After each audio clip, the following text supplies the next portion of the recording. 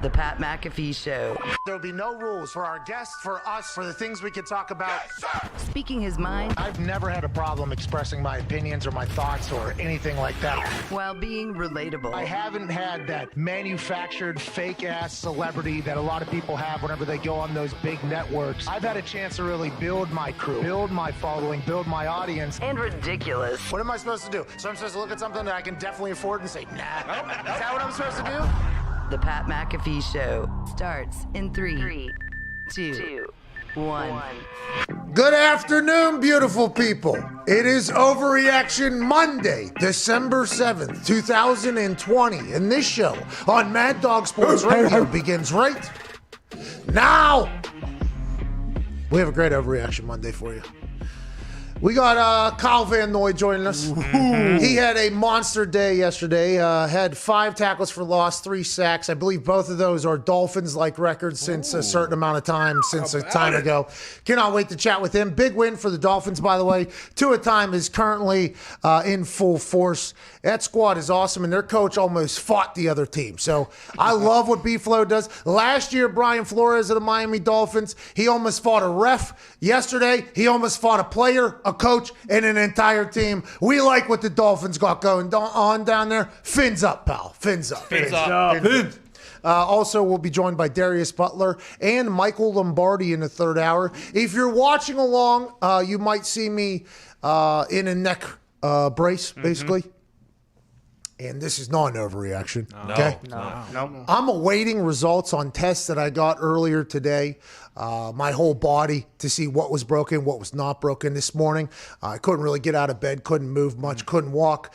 And I just assumed that it was a potential opportunity for my entire body to be broken after what happened last night at War Games, NXT TakeOver, where, it was a hell of a match, okay? Hell of a show, by the way, from top to bottom. Hell of a match. My guys and I ended up losing to the scumbags that are Undisputed Era, and I'm not happy about it. But this neck brace is only for precautionary reasons at the moment.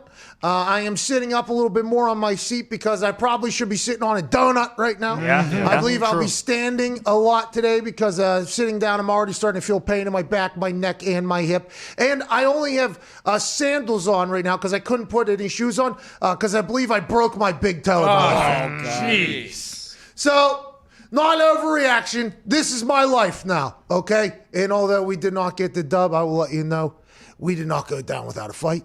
And the next time we get our hands on them, they'll be the ones wearing the neck braces. Hell yeah. All right. Overreaction Monday begins right now. At Tone Diggs, yesterday, obviously, big gambling day for all of us. The Hammer Don boys, which is myself, you, Gumpy, and Michael Lombardi. We went 16-2 yesterday gambling. What? Is that good? Is that good? 16-2 gambling as a show yesterday. That is why you listen to Hammer Don. It felt like yesterday watching those games back late night. I got home like 2, 3 in the morning.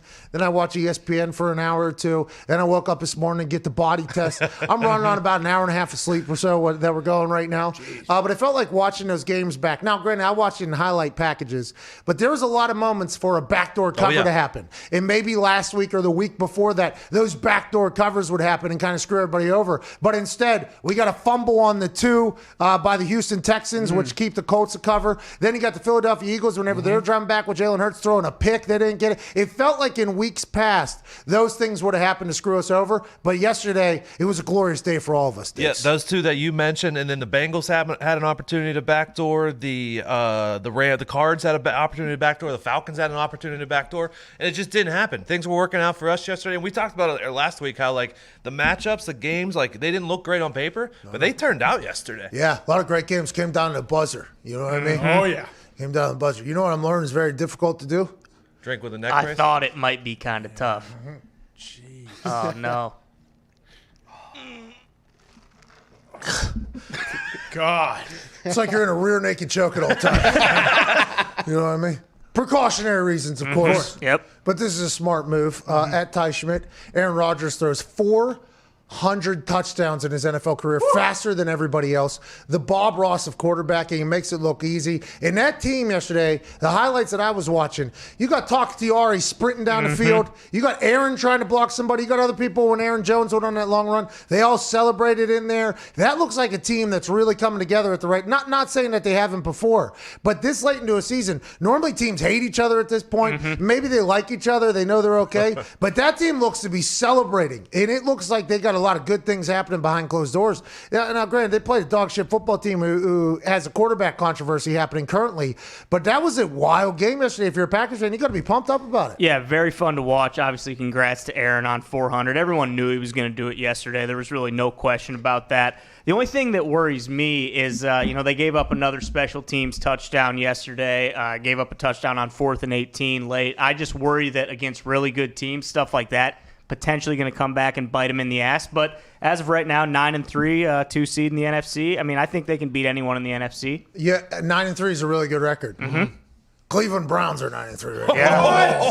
Brownies. I had the under in that game. Okay, that was my only loss of the weekend. One of the 2 losses the entire Hammer Don show had was because of me, so I apologize for that.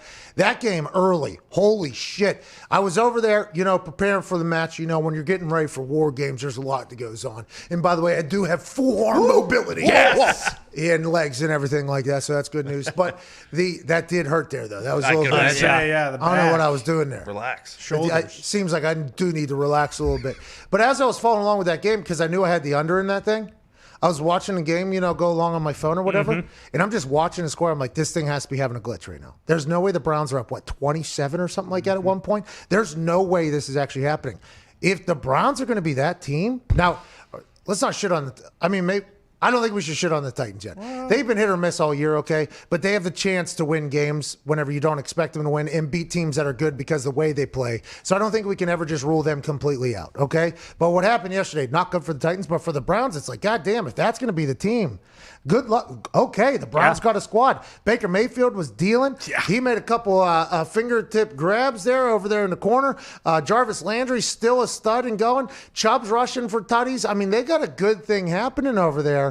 And they're 9-3. Nobody's talking about them mostly because the AFC North is Pittsburgh Steelers, who have to play at 5 o'clock here.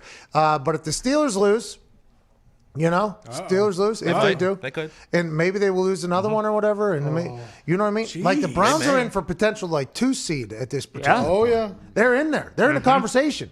If I'm Stefanski, that's what I'm pitching. And on the flip side, if you're a coach and your team still has a playoff chance, okay, and I know a lot of people on the internet told me I was wrong for saying that there was no chance Anthony Lynn should have told his team that they were not going to make the playoffs whenever they still had a chance to make the goddamn playoffs. Your coach should not ever say that. That's not something your coach should be. Listen, if pundits want to say it, cool, but the coach's job is to say, hey, outside of this locker room, there's going to be a lot of noise. There's going to be a lot of people that don't believe in us. That's exactly what you're supposed to say. Not inside the locker room. There's not supposed to be noise like, hey, we got no fucking shot. Now, granted, the Chargers are currently mathematically eliminated. Congratulations, Anthony Lynn, maybe looking into the magic 8 ball there and saying, hey, here's what's going to happen, boys. Probably not. But your coach, anytime your coach is telling you, hey, boys, might as well go ahead and fucking wrap it up this year. We're playing for each other now at this point.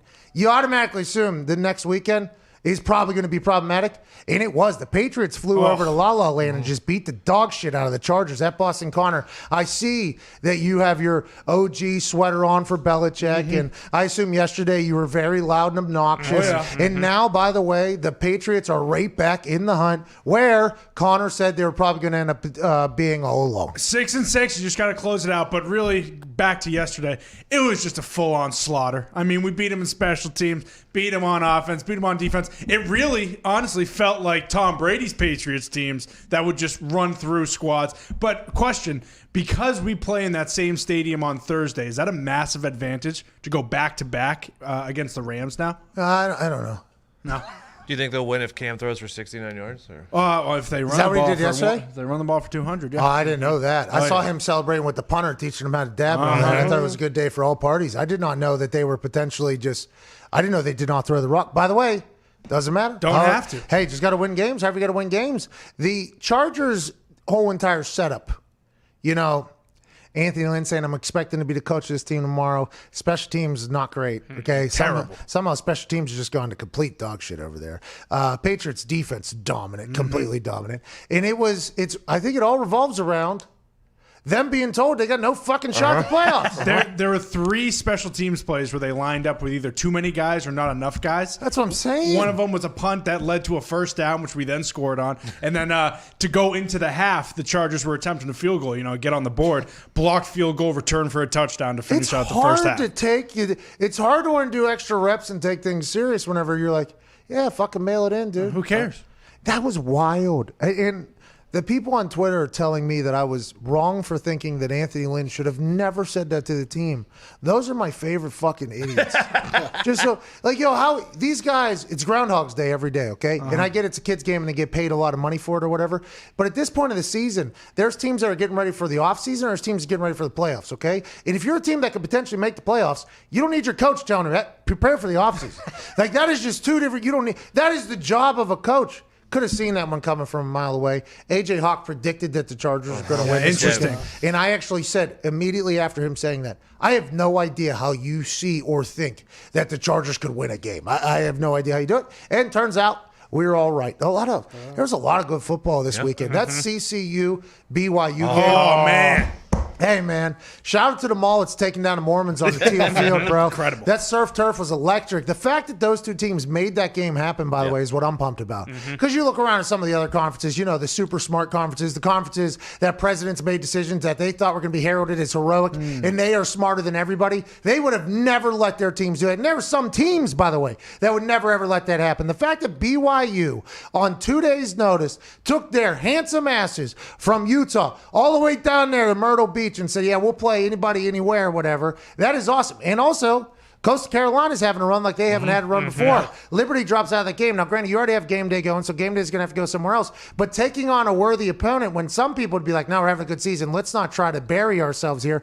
I thought it was awesome by both parties. The game was incredible. The fact that the CCU defense was able to stop them on that slant to almost, it reminded me of that Titans Super Bowl. Yeah, against the Rams. Whenever they tackled them back in the day. That was an awesome game. I really enjoyed that entire thing. And I'm very thankful that the people in charge let that happen.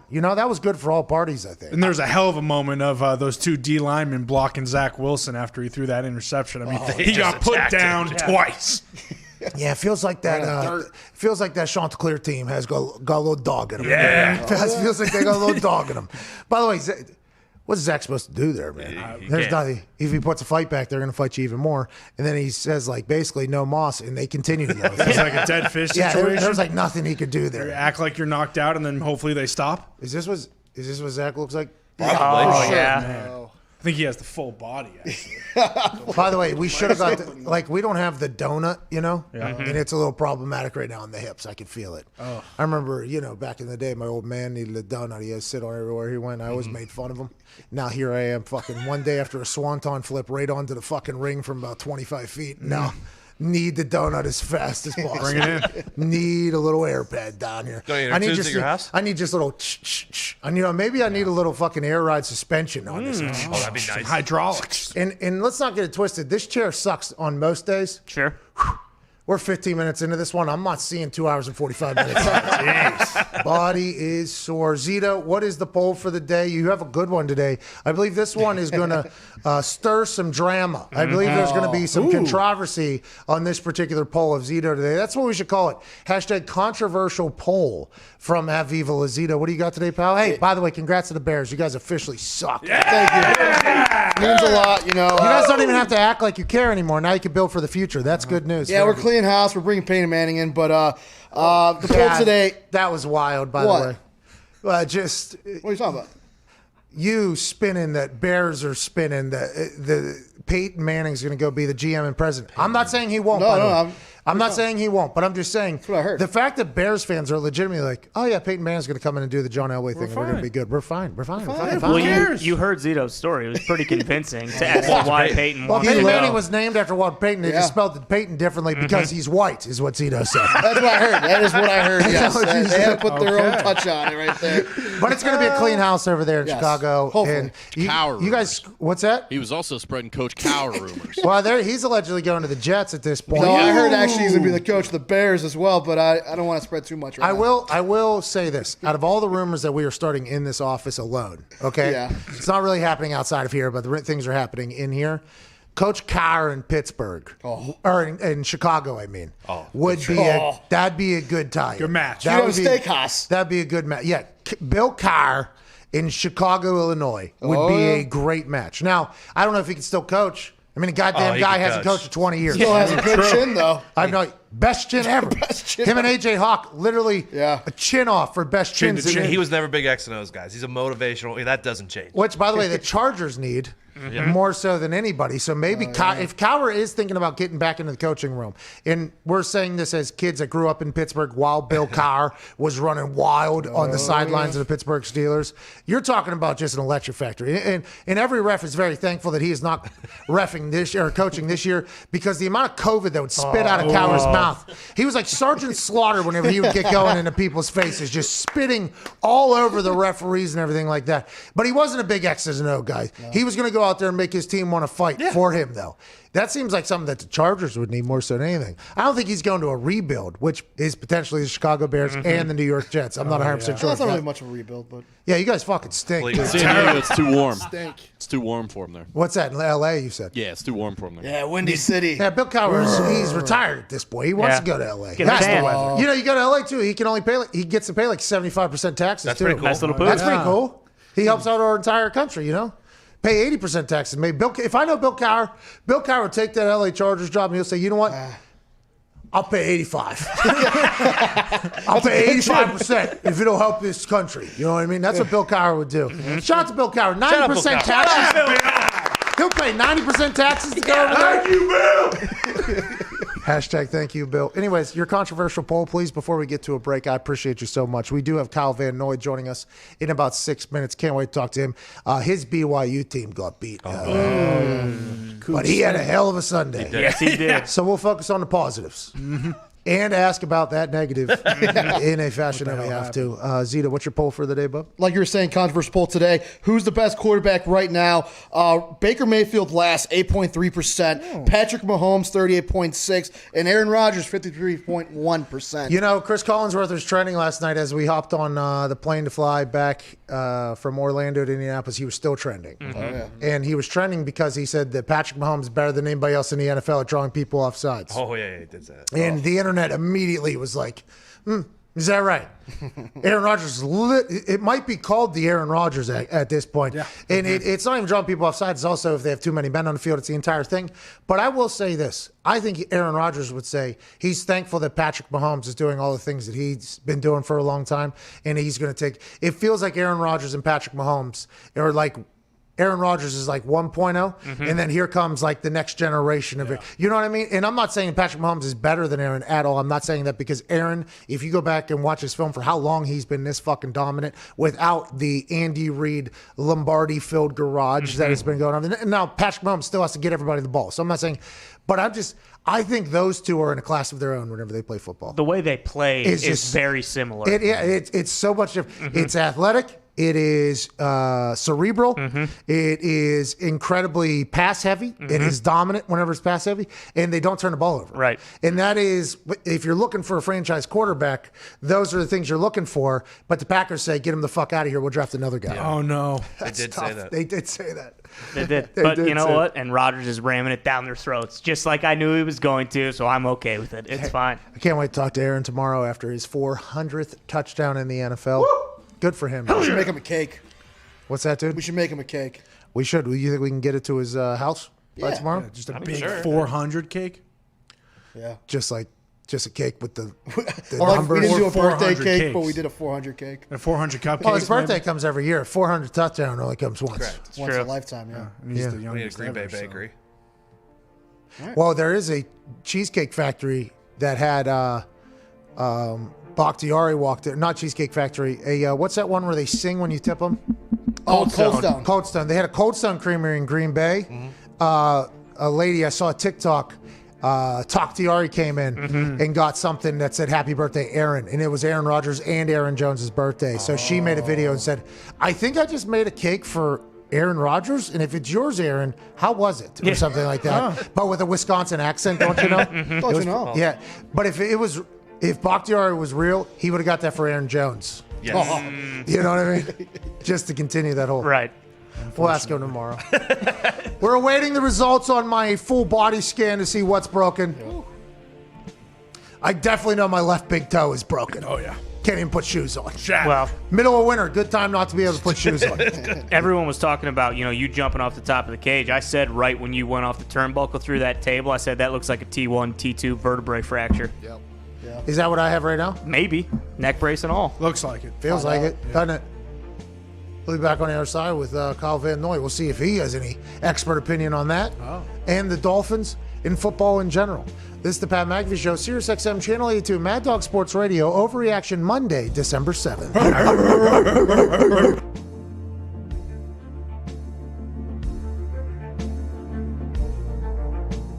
I like the Rams there. I think Jared Goff, this is a game where he'll be able to not get he'll be able to have time. And I think that's a big deal. Will Kyler Murray be able to execute against that Rams defense? That's going to be the tail of the tape. I think Goff will do well against that Cardinals defense, even though I feel like the Cardinals defense is much better than they normally show. You kind of just talked me into that Colts thing. I think I'm going to go with the Colts there, too. I think I like the Colts there, Paisan. I appreciate you doing that. I like my teaser that I put out for the Super Boost. Hit Pat's teaser this week is the Miami Dolphins -5.5 against the Bengals, and the Green Bay Packers -2.5 against the Philadelphia Eagles. You can get that for +125 FanDuel Sportsbook. Can't get those odds anywhere else. Only available at FanDuel. Shout out to my Super Boost. And I'll also take the Giants +11. Oh, yeah. I like that one. Me too. I mean, granted, Russ might cook me right out of the goddamn kitchen, but it doesn't seem like that's been happening for a while. At some point, he's going to get hot, but I don't think the Giants have been covering machines for me. That team, they've gone to war for me, that Giants squad, and I appreciate him. And Joe Judge was wearing Ole Miss gear.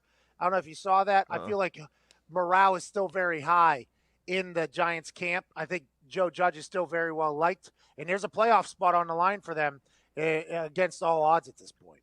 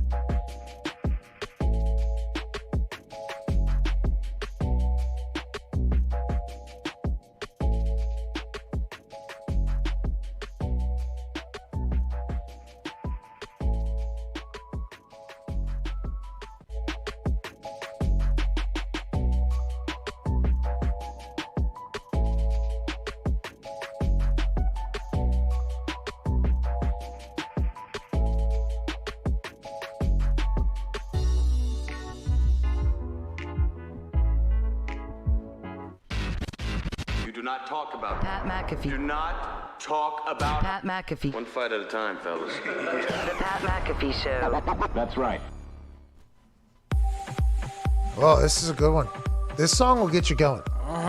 I can't really do a lot of, head bobbing right now. Yeah. I've learned that this thing kind of gets in the way of a lot of things. Drinking, tough to do. Head bobbing, you just kind of got to do a whole upper body thing, but then my whole back hurts. Yeah, exactly. Don't do it. And the hip is starting to cramp up. I can already feel it just from sitting down. Got sandals on, my toes are freezing. Put socks on. It's a tough day, but it's Overreaction Monday, December 7th. Joining us now is a man who had a career day yesterday. Just a monumental day. 3 sacks, 8 tackles, 5 tackles for loss, 1 pass defended, 2-time Super Bowl champ from the Miami Dolphins, BYU Cougar, a team that used to be undefeated. Ladies and gentlemen, Kyle Vandal. Yeah! What's going on, Kyle? What's going on, dude? Guys, it's good to be back with you, Pat, my man. It's great to have you back, man. I want to let you know, yesterday you had one of the greatest days in the history of football. Did you know it was going to happen going into the day, or what was it? Just something? I called my shot. I told wifey the night before. I told her the time I woke up, and then I told players on the bench. And luckily, I was mic'd up, so they got to actually get it in real life. What did you say? What did you say on that mic'd up thing? I just said I'm about to get a 3-piece today. I kept saying it. I'm about to get a 3-piece today. Sure enough, I got my first sack. It was kind of weak. He kind of just ran into me, and I got him before the line, but I'll take it. A sack's a sack. Absolutely. The second one, I had to work for it a little bit, set up the guard, nice little move. And then the third one, I almost got the ball out. That's what I'm mad about. I was close, but I had a good game. But I want to credit to our defense, man. It's not just me. Our whole defense is playing well. I want to be on the front lines of shouting out Xavier and Howard. He should definitely be in that conversation for Defensive Player of the Year. it's crazy he's not. Maybe because we play in Miami and our media needs to be better. Who knows? But he has 8 picks. He's balling. He needs to be in that talks. 8 picks? How many picks? 8? 8. That's a lot. I didn't even know he existed until yesterday. Got kicked out on that BS call. That was a terrible call yesterday for him. That is not something they should have been kicking anybody out. And then number 8, he's taking people out. Your coach, by the way, almost. Hey, what do you think about that? I like that. Hey, I like that a lot. If there's a reason, and I felt like there was a reason, so I enjoy that. Don't you? I was close to like tweeting it out, the whole video, like Brooklyn stand up. Hey, last year he almost he chased a ref off the field. I think that was when my respect, because I didn't know much about him, right? I didn't know much about him. He goes down to Miami. You guys are kind of cooking something down there. But last year, something happened at the end of a game. Maybe it was a pass interference late or somehow, and he's chased the ref off the field. And the ref was like, like walking off or whatever. And he was like, no, you're going to listen to me today. And I was like, I like this guy. And then yesterday, obviously, with number 80 on the gunner, just blowing up your guy. And then he and Zach Taylor get into it, and your guy gets kicked out. I mean, that was just a scrappy game. And it feels like your team is okay with that. It feels like the Dolphins are okay with it being scrappy. We'll do whatever you got to do. Like, that's an awesome, that culture has flipped around pretty quickly down there, Kyle. Yeah, that's how we want to play, Pat. You hit it right there. We want to play scrappy. We know we can play with anybody. We're fast. We're physical.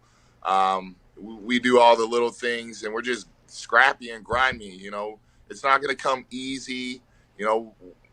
We're just a team that when you get out on the field, we love playing football together, and it really shows. I mean, if you saw Devontae Parker and Mac Hollins, who got ejected as well, they're throwing their hands up, and our little man Grant runs up to him and daps him up like, thanks for getting our back. And that's who we are. Like, he's not the only one. We're all like that. And it's fun to be around a culture. It's fun to be in a locker room full of guys that care about each other. Yeah, how does that happen, you think? Because you've been a part of a lot of great teams, and I've always said the teams that I was on that were good culture, everybody liked each other, everybody hung out with each other, everybody looked out for each other. And I was on a couple teams that weren't good, and it was like a lot of cliques, a lot of different groups. Like, how do you get a team to kind of buy in? Is it a lot of who you bring into the locker room, or is it getting the locker room to start gelling once they get there? That's a good question, Pat. That's why you're hella good at media. hella good at media. I respect that right there. But it's real. How do you think because some teams, you go in there and you're like, oh, this team doesn't like each other. You see something. Like, for instance, Andy Dalton got his head taken off. I was like, okay, nobody helped him out. Nobody got into it. It's like, that's a very obvious thing right there. That team does not like each other. That would be a fight right there. Baltimore Ravens, Tennessee Titans. Baltimore Ravens, Tennessee Titans. Tennessee Titans are out on the 50 or whatever. Harbaugh has to go out. The team isn't going out. It's like, that team obviously does not like each other. Like, they're not bought in. And I know whenever you lose, sometimes that can happen. But I wonder, because you've been a part of a lot of great teams now at this point, and you're part of building a team that hasn't been great for a long time into being great. I wonder how, and if you've noticed anything, like what it is that really takes everybody to kind of buy in. I think it starts with the top, respect from your coach, going all the way down to the players that he has at captains to, guys that he brings in. We're young, and we have a good mix of an older guy like Fitz, and I'm not calling myself an older guy, but I'm the old. You're old, dude. Hey, you're old. You're rich. You're just old ass man at this point. Hell yeah. You're old, bro. Balling though. You see, now a lot of people are going to say you should have been telling people you're going to get a 4-piece because there was a couple left out there, wasn't there? Oh yeah. Oh, Took a few off. This too. But I think to your point, I think it takes a little bit of everything. Who you bring in, the kind of guys you bring in, and then one thing that we all have in common that I love is these young boys are so hungry for success and love football.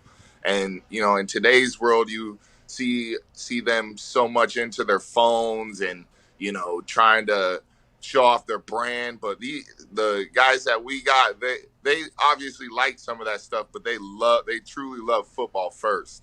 And I think that helps out a lot. Gumpy, diehard Dolphins fan, he has a question for you. He's very excited for this conversation. He has been ride or die with the Dolphins his entire life from Canada. You've met him before. And this is the year he's like, this is what he's been living for. You know what I mean? Yeah. Gumpy, what's up, baby? 35 years, pal. I just want to say thank you. It's a team that looks like cares about winning. It's awesome to see. All the talk on the outside, Tua Fitzmagic. I just want to know, like, with Flores and everything, how it's all stayed together, real team mentality. Yeah, I think it comes down to the guys in the locker room. Everybody believes in each other, whether it's Tua, whether it's Fitz. We're in a plug-in mentality. Whoever's in there, we expect them to win. That's our standard. It's set really high for each and every player, including myself. And we hold each other accountable. So, like, if I mess up, there's guys getting on me. If I see someone mess up, I'm getting on them. And I feel like we have that trust and bond. That's what you want on a team. And I'm so grateful to have it, because I've been on a team where it hasn't, and it's not fun. You know what I mean? And being on this team, it's so much fun going to work every day and just, get grimy and just get to work. And it shows on Sunday. We're playing really well. We got a big opponent, the Chiefs, coming in, and we're looking forward to it. Hey, Tua has turned the ball over 0 times thus far. No picks. Oh, we gotta knock on wood, bro. Come on. That's on me. Wood. I just did it. Thank you. No problem. That's me. Hey, I would like you to succeed. You know what I mean? You look like you're in pain, too. No, I am, Kyle, okay? I mean, this is something you go through every week, I'd assume, with the body getting beat down. But I got a scan this morning on my entire body just to tell me what's broken. And I'm waiting on those results. I'm waiting on those results right now. But Tua, did you see it in practice before he was playing that he had a chance to be like? What was the thought of him before he got on the actual, like, when the lights came on in practice? How was he a quick learner? Was there things he still has? Obviously, he still has to figure out a bunch of things. But what were your thoughts whenever he wasn't playing? He was just like practice guy. Well, what I noticed about Tua is that he was glued to Fitz's hip. And that's what you want to see. He was glued to a veteran who's been in the game a long time, and just trying to learn as much as possible. And then, just asking questions to other veterans that have been in the NFL, or, receivers, routes. And he's just really in tune of trying to get better. And it was impressive to me that, and Fitz too. Like, I've been impressed with Fitz too, because Fitz is kind of taking him under his wing as well and helping him. I can imagine being in a situation where you're like, this dude's here to take my job, and he's put his pride to the side to help him be as successful as he can.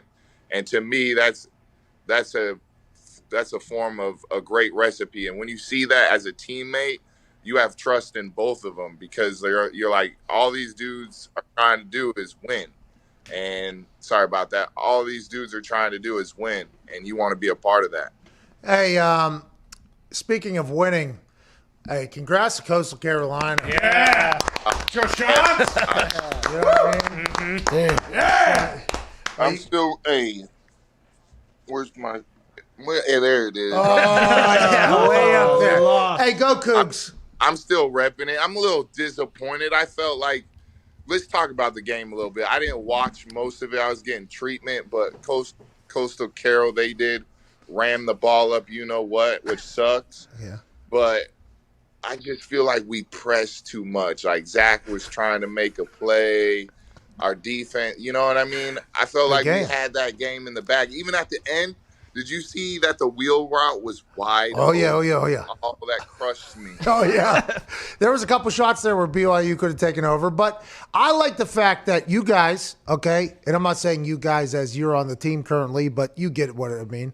You guys, just a week before this, Washington was trying to pitch some story that BYU didn't want to play. Like, BYU didn't want to play us. And then BYU came out and was like, no, Washington asked for like 75 things. And everybody was like, well, if BYU wants to be considered something, they got to play. And then all of a sudden on a Thursday, Coastal Carolina finds out that Liberty can't play. And BYU is like, yeah, we'll fly to Myrtle Beach. And now, granted, Myrtle Beach isn't as, crazy to BYU players as it is to maybe some potential white trash teams that would have to travel down there. But it is one of those, which, by the way, I love Myrtle Myrtle Beach. Let's not get. I am not. That is not me bashing anybody but So myself. you're totally a mullet guy then. Oh, I was all in on the mullets. I didn't want to say it.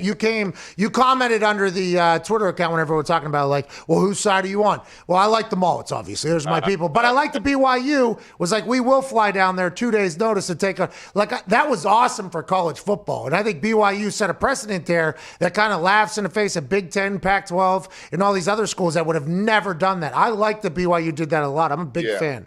I do too. I respect it. I also think it kind of shows all these ADs that you can get shit done and stop wasting time. Like, you know what I mean? You can get it done. You're just wasting time, and stop acting like you're bigger and better and just play a home and away game. You know, switch it off. Stop trying to do like a 2-for-1 and all that. Just play the games. Yeah, how did they? Nobody talks about how that business got handled in a matter of what? An hour? That had to be. Yeah. And you listen to a lot of like super high-end business people talk, and they're like, if we can't figure it out in 20 minutes, I don't want to deal with it. But then you hear about athletic directors talking, and it takes like 3 years to negotiate this whole like home and home series. It's like, what are you guys talking about? Like, just go play the damn games, dude. What are we even doing here? Big Ten and Pac-12. Look at that. Hey, by the way, Big Ten, whenever they came out early and they were like, we're not playing a season this year. In the ACC and the SEC basically looked at them. They're like, well, you guys aren't. Okay. We are. And the Big Ten was like, whoa. You guys don't care about health and safety. And the ACC and the SEC was like, hey, maybe, but we're going to play football here. And that it's just wild. Connor, what do you got, pal? Yeah, Kyle, now that Tua is the starter and Fitzmagic has become the backup, is Fitzmagic still kind of one of the leaders on the team, or has Tua kind of stepped up and become that, starting QB leader in the locker room? Yeah, I think it's a little bit of both. Obviously, Fitz is a big, huge leader on our team, and Tua is growing in that regard. So I think it goes under that whole conversation that I had earlier, is that Tua is learning so much from Fitz, and that's one of the processes of being around him, seeing how to lead a team, seeing how it's done as a professional, and I think he's doing a really good job, and guys are just excited that he's being who he is, and that's all we want, is Tua to be Tua, Fitz to be Fitz, everybody to be themselves, and just do the best they can to get a dub. Kyle, just curious, did you have to change any parts about your play going from New England when late in the season like this you'd be playing in snow and inclement weather to going in Miami where you really don't have to worry about that as much? Yeah, down there at your retirement home in Miami. Hey, I do got a big house pass. Well, yeah, I know. I saw your contract, bro. I love what you deserve it. Hey, by the way, It's got a gate too. Whoa. Come on. Hey, earned, by the way. That was earned. So I appreciate it. Yeah, no problem. You deserve it. Yeah, I would say there is a couple of things that changed. Like, I'd have to say I've gotten more IVs than I've ever had because it's hot down here. I'll tell you one quick story about fall camp. Fall camp first day in pads. I almost died. Real talk. I got taken off field goal block because I was in La La Land. After the final play of defense, I just took a knee. And I was staring off into the clouds like, am I going to make this fall camp? It's the hardest thing I've ever done. And I had to go straight in the locker room and get 3 bags of IVs. I was almost gone.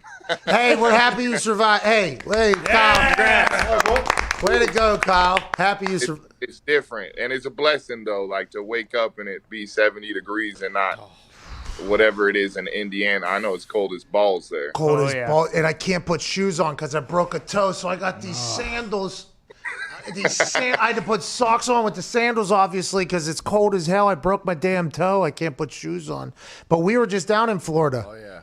Florida's the freest state in the union. Oh, goodness. The freest state in the union. We were in a hotel. There was a block party right next to our hotel. They had a Christmas tree lighting with a movie in the park for families to come. Yes, it was happening. I was like, holy shit. These people have no idea that In Indianapolis, Indiana right now, no, you can't really, it's cold as shit, but you can't walk around the street. It's the freest place in America right now, that Florida. It's a whole different world than everywhere else. It is. It's lit down here. How are you staying safe? Do you just go home to that big-ass house every single day? That's just what you do?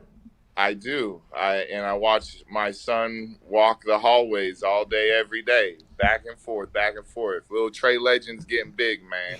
I forgot his name was awesome like that. I forgot his name was like that. He's getting big. Hey, we appreciate you joining us, dude. Thank you guys so much. You know how much I love you guys and love your show. I support you. I continue to. We appreciate you. What about my neck, though, Kyle? How do you feel about my neck? It looks stank.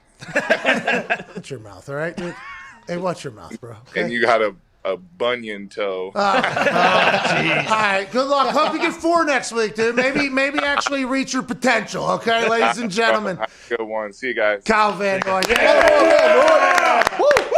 He's a good dude, man. Great guy. That book thing was interesting. Yeah, Very tough. it was. Start to finish, Mansuri was going to go off camera to tell him about it because we were trying to look out for him. But it turns out the camera that he was going to use off camera was actually the camera that was shooting directly at Gumpy. Yep. So Mansuri kind of got caught in no man's land there. Yeah. It's all right. I didn't help him at all either. I could have cut away, but I thought it was working. I'm like, oh yeah, he's doing a good job. No, you buried him. Yeah, you did, Foxy. But by the way, just it happens to everybody. Yeah. Okay. It's cold and flu season. You know, you're Well, gonna not get Miami. bugs. It's full. Yeah, that's a good point. Dolphins are not getting enough credit, by the way, for not having an outbreak. Because I saw some videos this weekend of Miami just. Florida.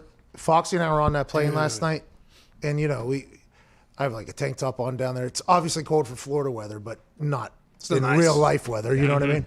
Tank top on and shorts, and there's like numerous people there. Like as we're driving, you see people like in stores, and it's like late night. People are just walking around. And we're getting on that plane. We're like, man, we're flying back to a different country in Indiana.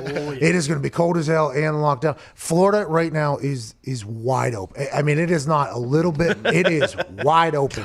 And it is, you'll see people with masks. Right. And then all of a sudden you'll see one group that has no mask. You're like, okay, those people are just like, we don't care what anybody's got to say. And they're like, all right, you guys just do your thing. And everybody tries to walk. You see like there's like a splitting, but it is just wide open down there. Not even a thought of closing down. Actually, I think the people we talked to, they actually turned it up a little bit. Yeah, definitely. They opened it up even more. They shut down the streets. Jeez. So more people could, so they could put in the streets or whatever. But all that did was just make it was just packed. It was packed. There was a block party happening that was 3-4 blocks long that was just packed to the gills. There was carolers walking around, singing to families. Good? The one guy was doing Rudolph a little bit too fucking much. He was like, me. Like, you know what I mean? Rudolph the red-nosed reindeer. And he had the red-nosed thing. He was like, that's me. He was like a 65-year-old man. I'm like, all right, bud, you need to relax. All right, I understand you're putting on a show here. And then the entire time he was like, they never believed. I was like, all right. It was for kids, obviously. But you need to stop it, dude. You're an adult. But yeah, Florida's wide open now. Wide open. So the fact that Miami doesn't have any is insane. Because I would assume those guys, if they live in apartments or condos or whatever, they're walking through probably 7 parties to get to their cars when it's just wide open. Because that's where everybody's going, by the way. Yeah. Everybody is just going to Florida and Texas. Literally everybody. You got Elon Musk going to Texas now. It's just wide open. They know if you go out, you got to fight Flores, and no one wants to do that, so they'd rather just stay in their mansions like Kyle Van Noy. I do love Flores, just not scared to go out there. The ref thing last year was my first little taste of like, B-Flow will go. And then yesterday, him just being like, yeah, I'll go fight a guy right now. I'm like, I love this man. Animal. I bet you they do too. Team's good. For sure. Good for you guys, Gumpy. It's been a long time coming. Very exciting times, my friend. The team has stunk for a long time, so. Yeah. Quick turnaround for Flores. 2 years. Quick. Yeah. Hey. And by the way, if you're a bad team, you should know that if you get somebody in there that can instill a culture, you can turn around. So all these teams that are just perpetually bad, know that it is potentially because of hiring. Right? B-Flow seemed to have flipped that culture completely. How about Vrabel down in Tennessee? Now, granted, they got their asses beat yesterday, but he set a tone in there that was like, this is how our team's going to be. You need that sometimes. Well, how about as well? It seems like Flores, they were terrible at the beginning of last year. Culture changes. They start winning at the end of last year. Now they're good this year. Another Belichick disciple, Joe Judge, they were terrible at the beginning of the year. Now it seems like they're starting to turn their culture around too, and now they've won, 5 in a row? Or I don't want to say I've been a Giants believer from the beginning, but I've been a Giants believer since the very beginning. Yes. When he jumped on that fumble. That's right. In the mud. And whenever, I think the big thing for me about that Giants thing, even though they start out bad, I mean, they're NFC East, so everybody start out bad. But whenever Fowler said basically, or Herbstreit said, Saquon and Daniel Jones told us that they needed this. Like, they needed a culture reset, and they're all buying in. And I was like, as soon as you hear that, you're like, okay, if the two studs are buying in, that probably means everybody else is buying in. So I felt like it was potentially only a matter of time. Now, did I think that matter of time could have potentially went the way Matt Patricia and the Lions went? Yeah, for sure. Could have. Could have potentially lost the locker room or whatever happened, but they were going. Good for them. Big win yesterday on the road. Seahawks might be dead. Yeah. By the way, not very chirpy from Seattle in the goddamn YouTube comment section anymore. Really? Interesting. I think Twitter's down in Seattle as well. Yeah, it must be. Okay. Don't go outside. Don't tweet. That is what they're doing in Seattle right now. No, those are classic Seahawks fans, Pat. Very loud when they win.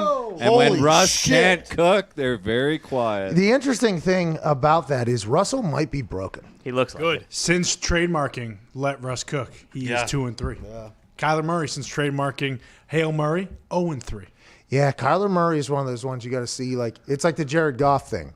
For instance, thought Jared Goff would do well yesterday because I didn't think anybody was going to be able to get to Jared Goff. And if you can't get to Jared Goff, the Rams are going to win. Sean McVay's offense is one where if the quarterback has time to dissect things and let the play develop, things are going to happen. So that's exactly how you should be betting Rams or against the Rams. If that team you think can get to Goff, bet against the Rams.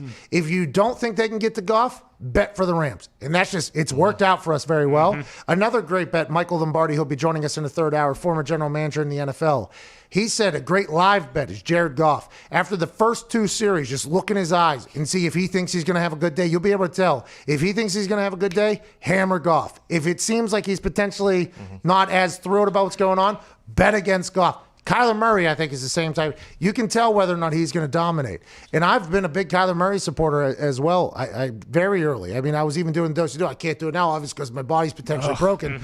But I've been. It's hit or miss with it. I don't know why. It just feels like it's hit or miss. Like, and it might be emotionally. I don't know what it is. Invested. Maybe it's game plan. I don't know. It seems like they're hit or miss though. DeAndre Hopkins looked very frustrated yesterday too. Yeah, that's going to happen, especially if somebody's because if you show up every game, okay, let's say you're somebody who shows up every game, but your job is dependent upon somebody else showing up every goddamn game. That can get a little bit frustrating if you're like, come on, like, hey, last week you were the guy, this week for whatever reason you're not. Like, why not just be the guy every week? And I think that is part of the you get it. That was quite a stutter right there. The developmental process. It almost. The thing. There's no way I could have got that out. It's basically just hold my chin up like this. You know when you sleep with a pillow sometimes, it's like hold your head up a little bit. That's what's going on right now with this goddamn rear naked choke nut collar thing. It's not easy. I think Kyler Murray has not won or the Arizona Cardinals have not won a game when Kyler Murray's held under like 35 or 40 yards rushing. And since that shoulder dinged up, he has not run for even. He doesn't run anymore, which is killing him. Well, they're probably trying to keep him safe. But you're taking away his weapons, huh? Why take away the guy's gun if you send him into a gunfight? Play it safe. You're not making the playoff. Bingo. Bingo. You play to win the game. Let's go to Daniel in Indiana. What's going on, Daniel? Hey, Pat. How you doing? Hey, not too shabby, Daniel. What do you want to talk about? Well, first, I just want to say thank you because prior to the show today, I had to drive for work, and I went and watched your Friday show on YouTube, and it was really good. It brightened up my Monday a little bit. Oh, that's nice, man. We appreciate you doing that, bub. A lot of things are kind of outdated by Friday's show on this Monday, but we appreciate you watching in the morning, man. What do you want to talk about, Daniel? Well, so I brought that up because on Friday, at one point, you had, I believe, Booker T and Cormier going at it for a little bit. And then over this weekend, we noticed Floyd Mayweather said that is going to be fighting Logan Paul in a boxing match. Yeah. And we know Jake Paul is calling out Conor McGregor, but, I seen you were at the War Games in the NXT. So what do you think if you get a quick recovery? What are the odds that you try and challenge Jake Paul in a boxing match? None. Let's go to Joe in Jersey. What's going on, Joe? Yeah, what's happening, guys? How you doing on this beautiful Monday? Not too shabby. Great call by that guy, by the way. It just, I've already said, if I can't use my legs or body, I might as well be worth fucking nothing. And boxing is basically nothing but not your legs and body. True. So that's a little bit tough. A lot of cardio. A lot of cardio. A lot of arms. It's all arms. Head body. It's like, I'd like to use. I think these things are what my weapon are here. Yeah. I should use these. I can't. I have nothing but respect for the people that get in there and box. Just because the amount of cardio and everything like that. It is not my thing, though. It is not my thing at all. Joe, what do you want to talk about, bub? Just want to say right off the bat, I'm a mailman. Things are getting a little hectic, so 3 hours that you guys give me a little smile, a couple laughs throughout the day. I appreciate it over there, guys. Thank you very much. Hey, stay safe over there, Joe. We appreciate what you're doing, too. It's about to be busy season, I'd assume, for you. So go ahead and keep on trucking, pal. What do you want to talk about, Joe? My question for you today was going to be, I understood that you didn't really enjoy the end of your time with the Colts. And I always wondered if before you retired, you had ideas of going to other teams and probably joining their special teams facility. Like you always talk about Danny Smith and how much you loved him. Were there any other teams that you had an idea to go to at one point? I don't know if I ever thought about that, to be honest with you, Joe. I literally didn't. Because when I was done, I was just like done with the entire thing. I was done with fully focusing on kicking a ball. You know what I mean? Because it takes a lot of mental... Whatever you do professionally, you're going to be focusing on that full time. I feel like I wanted my mind to be a little bit more free on different things. I love Danny Smith, but kicking in Pittsburgh would have been a nightmare. Just the amount of humans that I know there and just everything. So, no, I don't know if I ever thought about that, to be honest, Joe. Great question, though. The holidays are here. Have you made your wish list yet? Not yet. Our sponsor today has the #1 wish for gift of the year, Manscaped. Ooh. The best in men's below and above the belt grooming. Manscaped is here to ensure you're taking care of your manhood and your nose hairs with their new performance package. Ho, ho, ho, fellas, naughty or nice, 'tis the season to perform. You're in luck because Manscaped Performance Package is the ultimate men's hygiene bundle and makes for the perfect gift. Ooh. Imagine opening an attractive box that says your balls will thank you with the most sought-after gadgets and scents a person could find. Included in this new package is the Weed Whacker, which is an ear and nose hair trimmer, which is waterproof and uses a 9,000 RPM motor-powered, 360-degree rotary dual-blade system. Look, guys, 79% of partners polled said that is a major turn-off. Go ahead and get the Weed Whacker and the Lawnmower 3.0 trimmer, which is the best blade in the market for your balls, butt, and body. Right now, get 20% off and free shipping with code PAT at manscaped.com. That's 20% off and free shipping with code PAT at manscaped.com. Hour 1's wrapping up. Hour 2, we'll see Darius Butler. You got about 6 minutes. Go take a shit. Didn't make it. Why is football the greatest sport on earth? And do you think football is the greatest sport on earth? And why do you like football?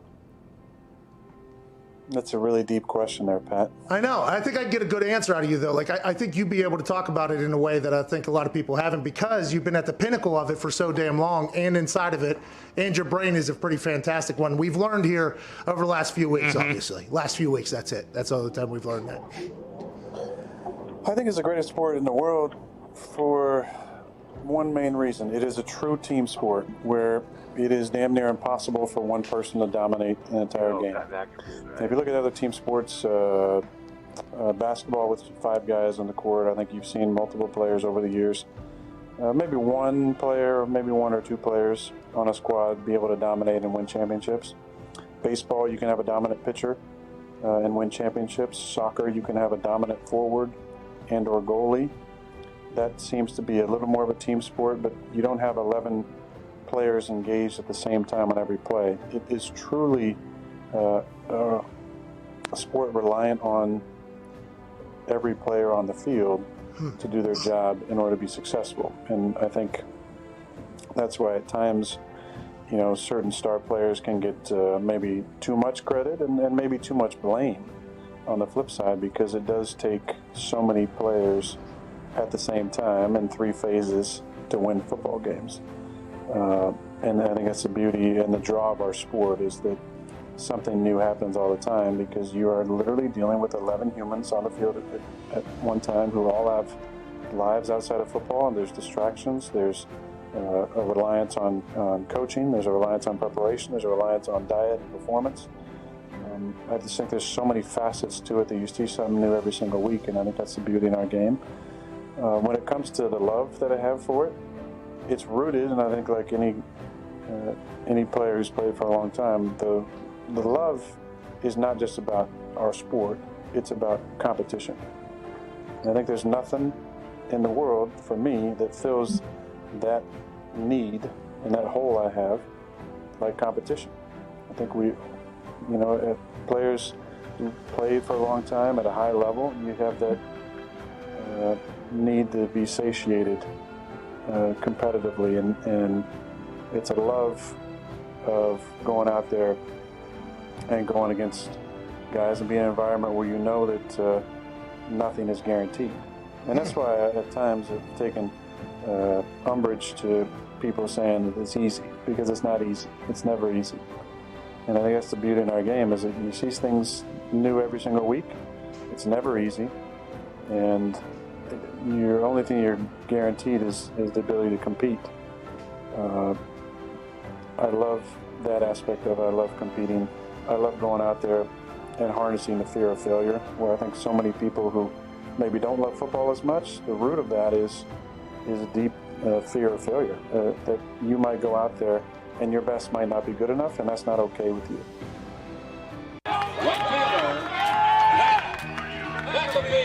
Oh shit! Hey Steven, fuck you. Don't cut. And it is off the wall. Don't cut. This is a good at bat.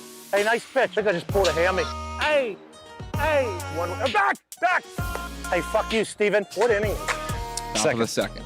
Jesus. Here comes McAfee. I saw that thing jumping out of the glove. Hey, what was that? Would have been nice to take a nap earlier. Another throw. Get back! First. He's going back on it now, coming over the center fielder. Harris makes the catch. Cousin! James. What was that? And the catcher goes, I had to give you one. 1-1 pitch. Let's go! Line drive. Right son of a at the bitch! This is a good at-bat. Oh, in my head, it was like, oh, yeah, you're going to drop this for sure. What the fuck are you even doing here? Why'd we sign up for this? What's going on? It all comes down to this. My last at-bat. Hey, I'm going to get on. You bring me home. This is your life on the line, fucker. Let me tell you something. You're going to take an L, okay? You're going to take one. So I think that the close your eyes and swing method is perfect for you. Oh, this is hardball. Oh, hell yeah. Oh, my God. Oh, my God. Jesus. You have no prayer. All batting. Number one. Right fielder. McAfee.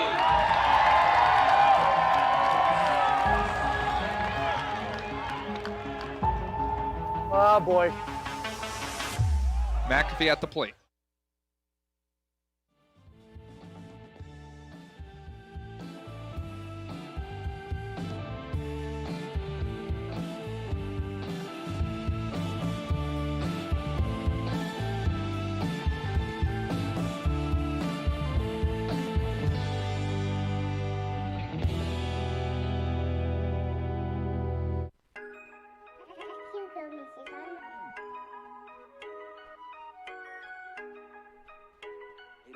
On the beat. Grinding every day and I did it my way. Black ball from the game, come and catch the wave. Waiting on my downfall, gotta stay ahead. Coaches cut me off, patience hanging by a thread. Gotta do my thing now, a lot of people watching. Ex-girl got mad and she pop locking. Now I pay my dues and had to take my time. Now it's business, making money from my rhymes. Back and forth the grind and had to take my time. Call it perfect time. The Pat McAfee Show. There'll be no rules for our guests, for us, for the things we can talk about. Yes, speaking his mind. I've never had a problem expressing my opinions or my thoughts or anything like that. While being relatable. I haven't had that manufactured fake-ass celebrity that a lot of people have whenever they go on those big networks. I've had a chance to really build my crew, build my following, build my audience. And ridiculous. What am I supposed to do? So I'm supposed to look at something that I can definitely afford and say, nah. Is that what I'm supposed to do? The Pat McAfee Show starts in 3, 2, 1. Good afternoon, beautiful people. It is Overreaction Monday. This camera, December 7th, 2020, and hour 2 begins right now. I am wearing a neck brace because I am awaiting results for why my entire body feels the way it does. I would assume flying off of a steel cage is not beneficial to your body, but until I know that I don't have a T1, T2 vertebrae fracture. I'm going to do everything I can to protect myself in a precautionary fashion. My ass hurts right now. Okay. sure. I should be sitting on a donut, but we do not have access to any donuts at the time. No. I used to make fun of my father for using one whenever he would walk around the house. I no longer will laugh at anybody that has to do it because with the way my hips are currently sitting, as if it was a seesaw with one fat ass and one tiny person, it feels as if I could potentially use a donut, but we will survive. We will survive.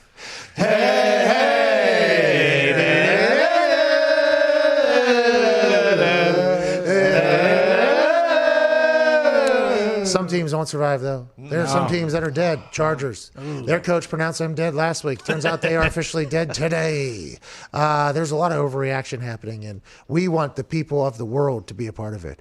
It ended up being like the number 2 trending topic on Twitter, so we appreciate everybody for getting involved. Pearl Harbor, obviously, number 1 trend. Rest in peace to all those that passed away during that. How many years ago? 1941, so. 69. That's just not correct. Yeah, 79. 79. I forgot the 10. It's a big 10. You know, the thing about math is when you just leave out 10, problematic. Sometimes I forget it's 2020, not 2010, you know? You see? In those, by the way, Wish it was 2010. the years on the other, hey, by the way, 2010, much different time than it is right now. Good music. 2010, everything was Florida that I just came out of, by the way. Which, by the way, Fox and I did talk about. It felt like we were in a movie from back in time, whenever the world was happening. But whenever the years keep tacking on top of the 2000, you know what I mean? So the quick math on the one side of it and the other side of it, it does continue to add up. And the good news for everybody is it's about to be 21 years since 2000. Yeah. Coming up. Wow. Yeah. Yeah, because, 2020 has been rather tough. Also, this weekend, a friend of mine passed away, by the way. Just want to give a quick shout out to DJ Indiana Jones. I appreciate the hell out of you, man. He was a man who, if you ever came to Indianapolis, you ran into. He was always out for like the last literally 20 years, 30 years, he was always out. He was always an upbeat guy. And as soon as you hear DJ Indiana Jones, you can't help but be like, this motherfucker's name is Indiana Jones? And then you look up at him and you go talk to him, and he's like the most cool, most positive guy of all time. When I came to Indianapolis, I obviously went out a lot. And he was out in a lot of places that I went. And he was one of the most welcoming people to this entire city and state of anybody. And he is probably a reason why I love this city and state so much, because of how welcoming he was to me, how nice he was to me. My wife and I are friends with him. He DJ'd at our wedding. He passed away this weekend. Big rest in peace to DJ Indiana Jones. Life well lived, though, my friend. Everybody said nothing but positive things, from Questlove to many people around the world that got a chance to meet him. You done good, Ron. You done good, pal. So rest in peace to you. And we will miss you, man. Absolutely will miss you. Now, moving on. Overreaction Monday is a great day of the week. Okay, whenever there's NFL Sunday, you get a chance to kind of see where your team's at. You get a chance to see how your team's being coached. You get a chance to see how the organization feels about your fandom. There's teams that are dead. There's teams that are alive. And we got tweets from all over the country. Once again, it got trending up to number 2. Shout out to you all. Hashtag Pat, I don't want to overreact, but segment begins right now. Pat, I don't want to overreact, but... We nailed it. We probably could put some tunes behind that, but we will wait until another day. Let's get into some of these, Foxy, shall we? Go ahead and load that first one up there. This one's from Alec Winter. Hashtag Pat, I don't want to overreact, but I think I finally realized why the Chargers don't have many fans.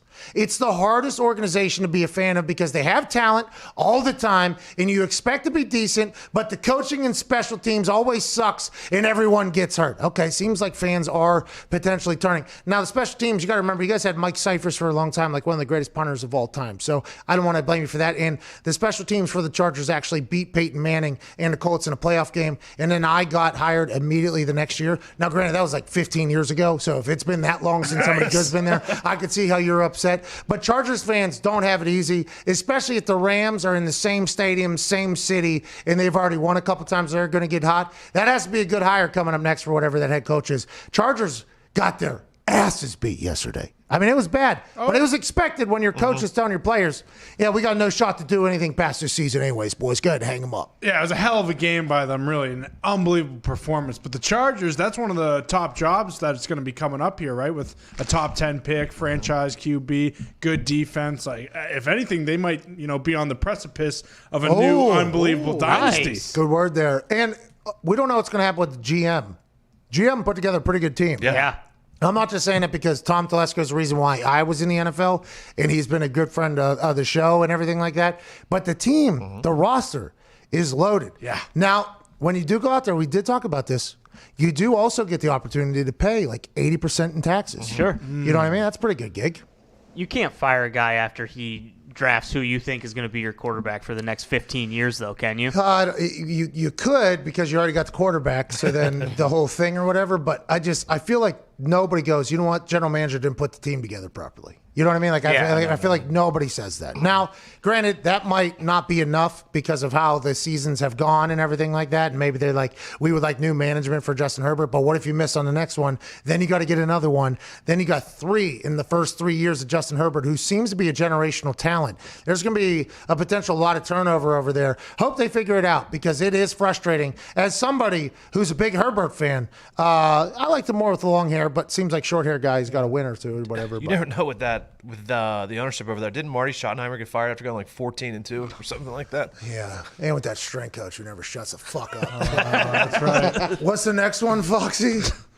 Tone Diggs says, hashtag, Pat, I don't want to overreact, but it's hard to win games in the NFL. This sure feels like this is about the Steelers being undefeated and some games being close, and some people saying Steelers aren't that good because they win some close games against the likes of Gary Gilbert, RG3, and Trace McSorley. That wasn't what this was about, right? You were just stating that it's hard to win games in the NFL. It's just hard to win games. Yeah. I'm so fucking sick and tired of hearing it, Pat. Yeah, I bet. I mean, every single team has to win games by smaller margins than they're supposed to. It happens to the Chiefs. It happened to the Chiefs last night. It's happened to the Chiefs. The Raiders almost lost to the Jets yesterday. The Vikings almost lost to the Jaguars yesterday. The Colts almost lost to the Texans yesterday. Like, it's hard to fucking win in the NFL, and I'm tired. I'm sick of fucking God damn, I'm so sick and tired of fucking hearing it. Tony, Jesus. That seems like genuine anger there. It's like by I'm the guy in the cowboy hat over there. Jeez. By the way, is this cowboy hat thing like a new It's game boys? day. Boys haven't lost. It's a game day. Boys haven't lost since I put this Man in cowboy black hat. hat type thing. Okay. Like if the Steelers were 9-2, would they be like, oh, the Steelers are the worst 9-2 team in the history of the NFL? Like, are the Titans now the worst 8-4 team in the history of the NFL? No. Like, fucking teams lose games. Teams have bad games. I'm just tired. It is hard to win the NFL. I just can't wait to get to the play. Yeah. It is very hard to win the NFL. I mean, look at that Chargers team. There's a lot of talent over there. It's hard to win in the NFL. Just like the Jets. The Jets almost won. Mm-hmm. It's hard to win the NFL. Now you run cover zero, all-out blitz, Hail Mary situation against the Raiders. You know, with a guy who runs a 4-3 at wide receiver and really not putting your corner in any position at all, and actually leads to your firing the day after you make that decision, which, by the way, congrats to Greg Williams getting an early head start on a vacation. Yeah. He was going to get fired. Boy, Greg. Rex Ryan went on an electric rant about him this morning, calling it the stupidest play call he's ever seen. Been around the game 50 years, been coaching for 30. That's the stupidest play call I've ever seen. Respect to Rex Ryan for saying that. Everybody that I've talked to that's been around the NFL on the defense side of the ball said it was the dumbest thing they've ever seen in their life. I'm like, yeah, but if he gets him there, he's a hero, right? They're like, not really, because you watch it and you're like, a pass interference could happen because you got these corners all singled up. There's just so many things that could go wrong. There's no reason to be, you're up 4, so they need to score a touchdown. There is no reason at all to be doing what you're doing. Everybody has said the same thing. It's Greg Williams' ego saying, hey, this is what we are. We're an aggressive defense. We're going to go win this thing right now. It was like if you win in general, I think everybody would be pretty pumped over there, especially the group that has been losing and losing and losing and losing. Greg Williams gets fired today, this morning. He's now on vacation. I don't know if he's going to get a job again. He'll probably be consulting somewhere with a bad defense soon. Yeah, and it's not like he's got a lockdown corner out there. He's got the number 1 overall wide receiver in this draft going up against someone who was undrafted. Not that there hasn't been great undrafted players, but like, it's just an absolute wild decision. It was tough. But if he sacks Derek Carr there, everybody talks about, you know what? They went and got it. Mm-hmm. They went and got it. But then you talk to people that know defensive football, and they're like, They shouldn't have. That was a dumb decision. And Emmanuel Acho was saying they were trying to lose. Greg Williams was trying to lose. You think Greg Williams gives a fuck if the Jets get Trevor Lawrence next year? No way. He knew he was gone. That was Greg Williams trying to be like, this is what a Greg Williams staple defense does, which I guess go down guns a-blazing. Somebody tweeted out this morning that if that's the last time Greg Williams ever coaches, if his final play was an all-out blitz in a Hail Mary situation, he'll take that every single time. I'm like, pretty legendary way to go down, I guess, just fucking losing when you shouldn't have. I guess that is another way to frame that. What were you going to say, Connor? I mean, like what you just said, at least old Greg went out on his terms, bringing the house, losing the game. It's kind of a Cinderella story for Greg Williams when you think about it. Do you think Gase even knew what happened? Like, do you think someone else had to be like, hey, Greg called zero coverage, so you may want to talk to him about it and potentially fire him? I don't think Gase gives a shit Nah, either. fucking bring the house. Yeah, go get him. Bro, Gase, that whole place stinks, dude. That place stinks. What are they doing? They're losing. Yeah, they're losing. Is Trevor Lawrence the right answer? Oh, God. I mean, who knows now? What do you mean now? Well, Clemson, they haven't been the same Clemson as they have in years past. Years past. And Trevor, they lost a football game. They lost a game, and I didn't see Trevor That he didn't play. For what reason? Because was Trevor following all the protocols or no? Don't you go there. So really, when you think about it, does Trevor Lawrence have a problem with authority? Does he have a problem with following rules?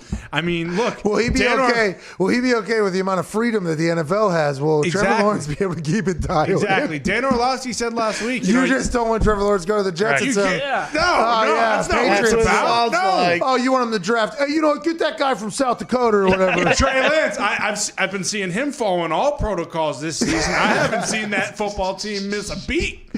Trevor Lawrence is going to go to the Jets. Who will be his coach? Nobody knows. Who will be the GM? Nobody knows. Let's get some more overreactions, Foxy, shall we? At Trey _ Honorary.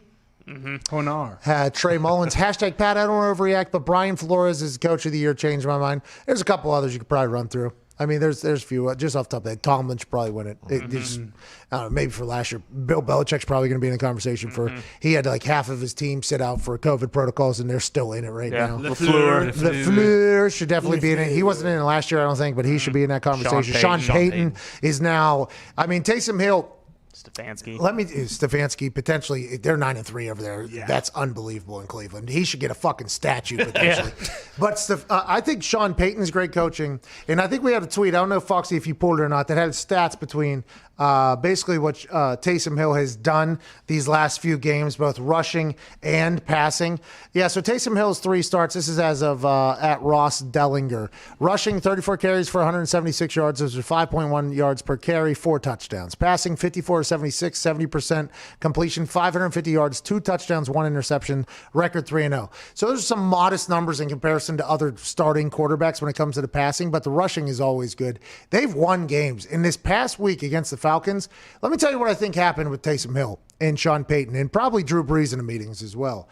Last week, he looked terrible as a quarterback, right? They beat the Denver Broncos, they beat the Denver Broncos, but he didn't look like a good quarterback. It was one of those things where everybody was like, okay, the athlete playing quarterback isn't going to work anymore. People are going to start figuring it out. Defensive coordinators are going to start hunting Taysom Hill. They're going to know what packages to drop back into, keep Taysom Hill contained so he can't run, and it's going to be game, set, match for Sean Payton, New Orleans Saints, and Taysom Hill, even though Sean Payton is now 8.5-0 in the last 2 years without Drew Brees at quarterback, which includes Teddy Bridgewater, Jameis Winston, and now Taysom Hill. I think what happened this week in practice or in the film room, they had to show Taysom Hill from the first couple games he was playing quarterback where maybe he looked at somebody and he saw him and he didn't think they were open, so then he would go to the second one, then he would go to the third one, and then he would ultimately end up running, right? That's kind of how it would, that's how the whole thing would progress. And I think Sean Payton was getting to the point he was like, no, bud, listen, the plays are good, okay? The plays are good. This is open in the NFL. So this week, I think what you saw to Taysom Hill was he was pulling the trigger, and he was throwing into tight coverage. coverage, and it was awesome. I mean, it felt like that could be a tough thing maybe to get over mentally, is if you see a DB sitting on a guy, and in your entire life playing high school, college football, maybe even practice squad quarterback or in practice, like, okay, if that person's on that person is covered, I'm going to go to the next one. And then you see the same exact setup, you're like, And then Sean Payton and the boys had to be like, no, that's what we pay Michael Thomas for, by the way. Like, that's open for that guy. And in the NFL, that's open. So just go ahead and let it rip. If you get picked off or whatever, it happens. Just go for it. It felt like it was a much more free Taysom Hill whenever he was throwing, and it was awesome to see. And by the way, if this is the Taysom Hill going forward, the guy who can get to his drop step and deliver on time and throw into tight things, maybe he's 100% right with this being the future Steve Young of the New Orleans Saints. I think if you're a Saints fan and you watched Taysom Hill play yesterday, after the first two games, you're like, we're winning, okay, but this guy's good. We like him. He's got big legs. He's athletic and all this shit. But yesterday, I think, was the first time you watch and you're like, oh, yeah, this guy could be a quarterback in the NFL, because he was throwing into coverages where everywhere else you'd be covered. But instead, Michael Thomas is making plays. Kamara came back. It was like they were back to being that same old offense. How much do you think it is him also just trusting himself to make that throw, too? Because, like, in Philadelphia, I think the situation, like, Carson Wentz has lost all trust in himself. Like, you'll see him get back there, and he'll kind of go to throw, but then he has no trust in himself to make that throw. So I don't know if that's, like, similar to maybe what Taysom, like, hey, trust yourself, man. Just make the throw. Yeah, that's the mental hurdle, right? Pulling the trigger. You got to be able to pull the trigger. People sit on tweets, you know? People type up a tweet, put it in the draft section, never pull the trigger. You got to pull the trigger. Let it rip. I know. No problem. It was against an Atlanta defense who they played 2 weeks ago as well. I think that's huge. Yeah, well, for the Atlanta defense as well, though. Yeah. You know what I mean? Like, for both sides. As everybody thinks, like, oh, the offense got a chance to see him, but Sean Payton knows that defense, right? Sean Payton knows that defense. That defense also got to see Taysom Hill, so maybe Sean Payton's in the Coach of the Year candidate as well. I would assume he has to be. And for Wentz, I think they said it during the broadcast yesterday, he's been sacked 3 or more times in the last 10 games. Like, there's no trust for him. Like, he takes his steps, looks 1, 2, and then he's either going down or he's just scared that he's going to get his ear blown off. Yeah, and then Jalen comes in and makes some plays. Yeah. And then Jay Glazer, who was originally going to be on our show today, but we had to reschedule for a later time. He had a report yesterday that Wentz is potentially, since they drafted Hurts, he's a little bit of a different guy, which would make sense if you just got paid $100 million and all of a sudden they're like, yeah, you stink, by the way. We want to move on from you. You could see how somebody could potentially be like, oh, fuck this place. You could see how somebody could be like that.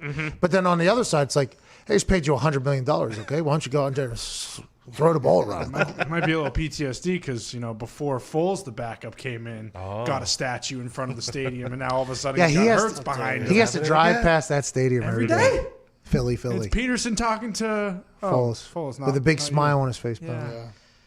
What's the next overreaction, Foxy? That's tough, dude. At Roscoe Anderson says, hashtag Pat, I don't want to overreact, but Justin Takatari is the fastest, richest left tackle in the NFL. Forget Cheetah. We got the Rhino. Go, Pack, go. True. Like that, yeah. He's Persian Viking. He's a Persian Viking. We talked to him the other day. He signed the wealthiest contract in left tackle history in the NFL. And yesterday, during Aaron Jones's, 77-yard run, he was out leading the charge while Aaron Jones was running his 4.4. Takhtari might have been running a 4.5 at that point. Aaron Rodgers was down there trying to get some. I mean, that was incredible to watch. If you're a fan of that team, you have to be like, okay, we got a team that likes each other. And that means a lot more than people could fathom. Good for the Packers. Yeah, MVS too. LaFleur said after the game, like, how proud of him he was because he got basically like one target, a deep shot, and he dropped it, and he was down there lead blocking too. I'm not worried about the offense liking each other though. Like, the offense is great. The offense is fucking incredible. It's the defense and the special teams that kind of concerns me a little bit. What's going on with J.K. Scott? There's a guy. Listen, bro, JK, listen. Hey, pal. Listen. Friend, let's talk. Listen. Okay? Careful. I can't do it. I can't do it as good because I got to keep the stiff back. But at some point, you got to shoot, dude. You got to at some point. What's he doing dancing with these guys? I have no idea. Because if you shoot and get, if you get like you get like a Heisman to the ground, like, at least you shot your shot. He's just setting himself up to look bad by like trying. What's he trying to do? Like, run alongside him?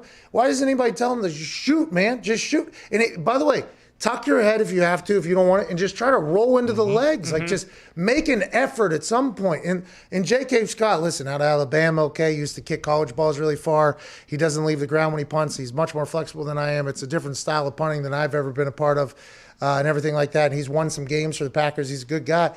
He's a good punter. I don't know him as a guy, but at some point, you just got to shoot your shot or you're going to end up getting posterized every fucking week whenever something happens.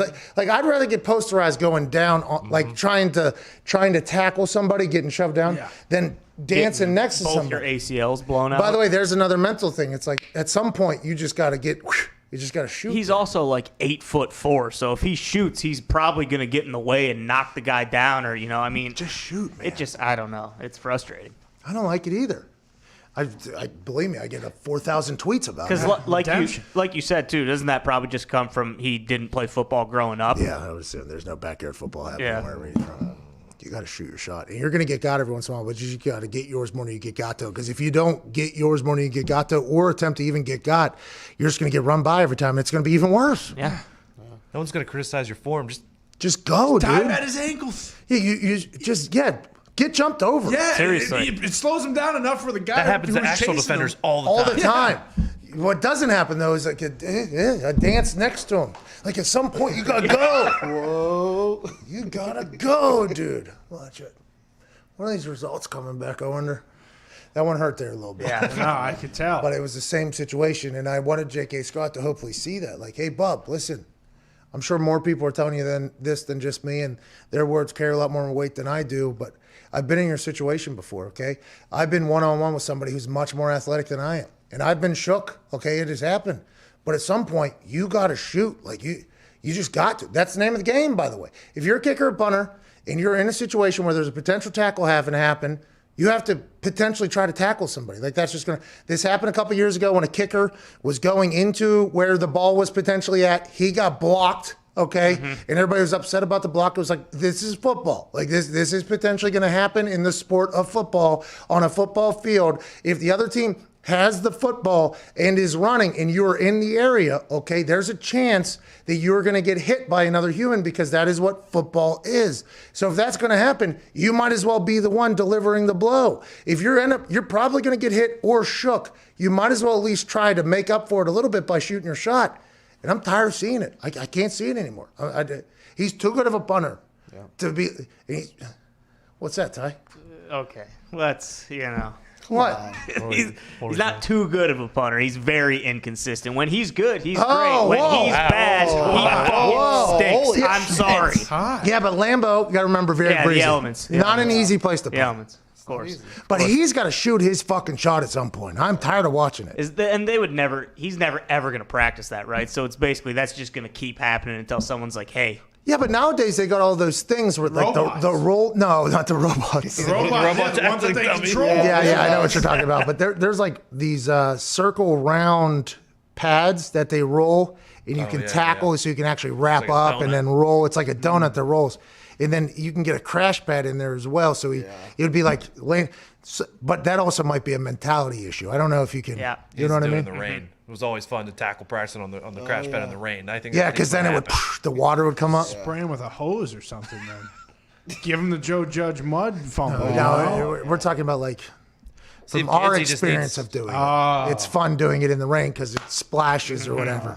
But what we're saying with JK is I don't think the water would help. I think it potentially freezes in Green Bay. But, yeah, true. But also, I think mentality, he probably doesn't like doing it in the rain because he doesn't care about the I think it's just a couple of different styles of brains. You know what I mean? If it's confidence, he needs to get like the local Pee Wee team to run down the sideline and see if he can start there and then work his way up. Do they have a mascot? Do they have a mascot in Green Bay? I don't know. Mr. Cheese. The Big Pack. He should take out the mascot. They should have the mascot jog down. How about they should have the mascot jog down the sideline and see if he can tackle him or something like that. At some point, the guy's got to shoot his shot, though. I'm sick of watching it. When his punting average now, too, it's ruined, right? His net's done. Net's done.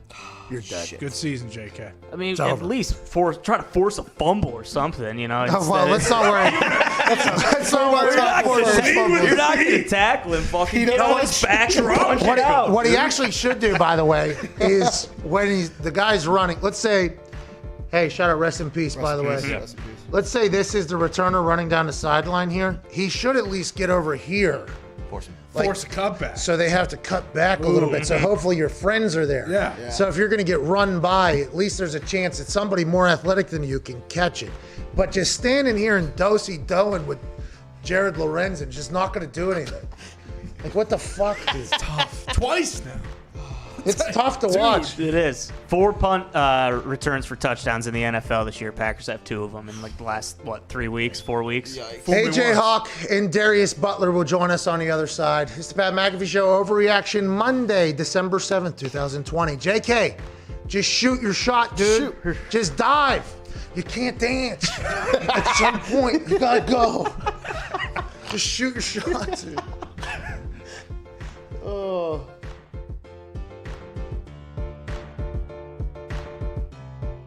He's saying don't go off the top, it's too shallow.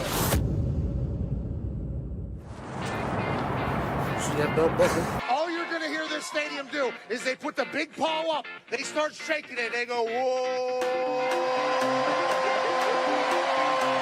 Hey, what things are going, look,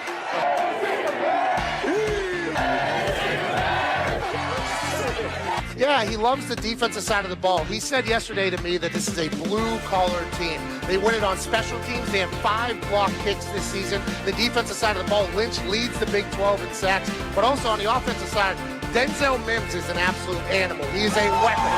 Charlie Brewer, the quarterback from Lake Travis. His dad was a quarterback in Texas. Yeah. His grandpa was a quarterback in Texas. And the people here in Waco just so happen to get a chance to see Charlie Brewer on a daily basis. Okay. Hey.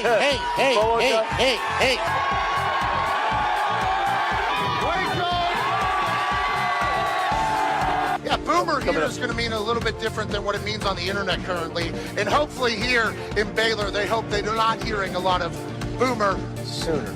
Everybody wants to be a punter, including quarterbacks. If I was a quarterback, I'd want to be a punter as well. 0 yards on that punt. That's an embarrassing situation. The Dak dance that gets on national television has led to a lot of losses, but you got to respect the hips being able to. What sign am I going to make for college game day? Well, I want to make something creative. I want to make something fun. No, to hell with it. I don't like OU. It's so thick. Look how thick that thing is. That's years and years of patience. You're headed right for the boat. Right now? Okay, let's do it. We are out here on the Brazos River, which you can take a boat to the game. One of the only stadiums in the country that you can do that. It's beautiful out here. A lot of people would say, this is the last time I'm going to be on game day. The last time I allegedly did what I'm about to do, I ended up in a jail cell. Let's go!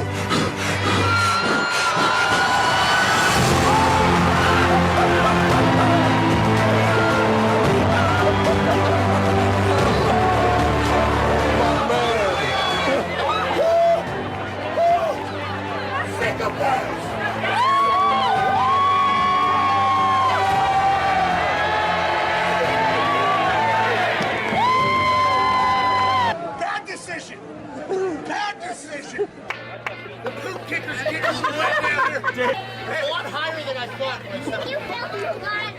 You look like Ric Flair.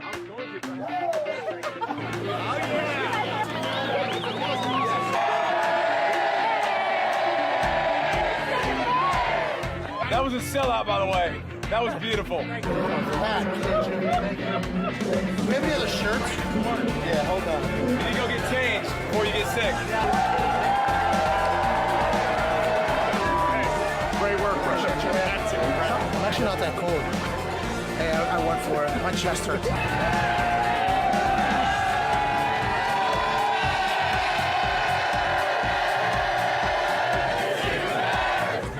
It was like 5 feet. I was standing there. That's full commitment, by the way.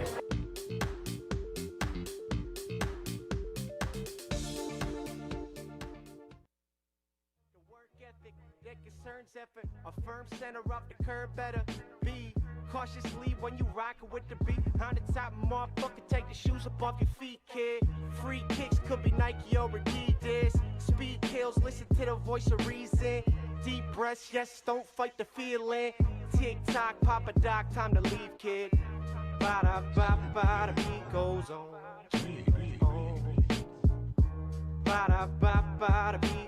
I didn't think I could continue to be an FCC regulated person without really hitting my max potential. And that's why he's with us. I love it. The Pat McAfee Show on Mad Dog Sports Radio, Channel 82.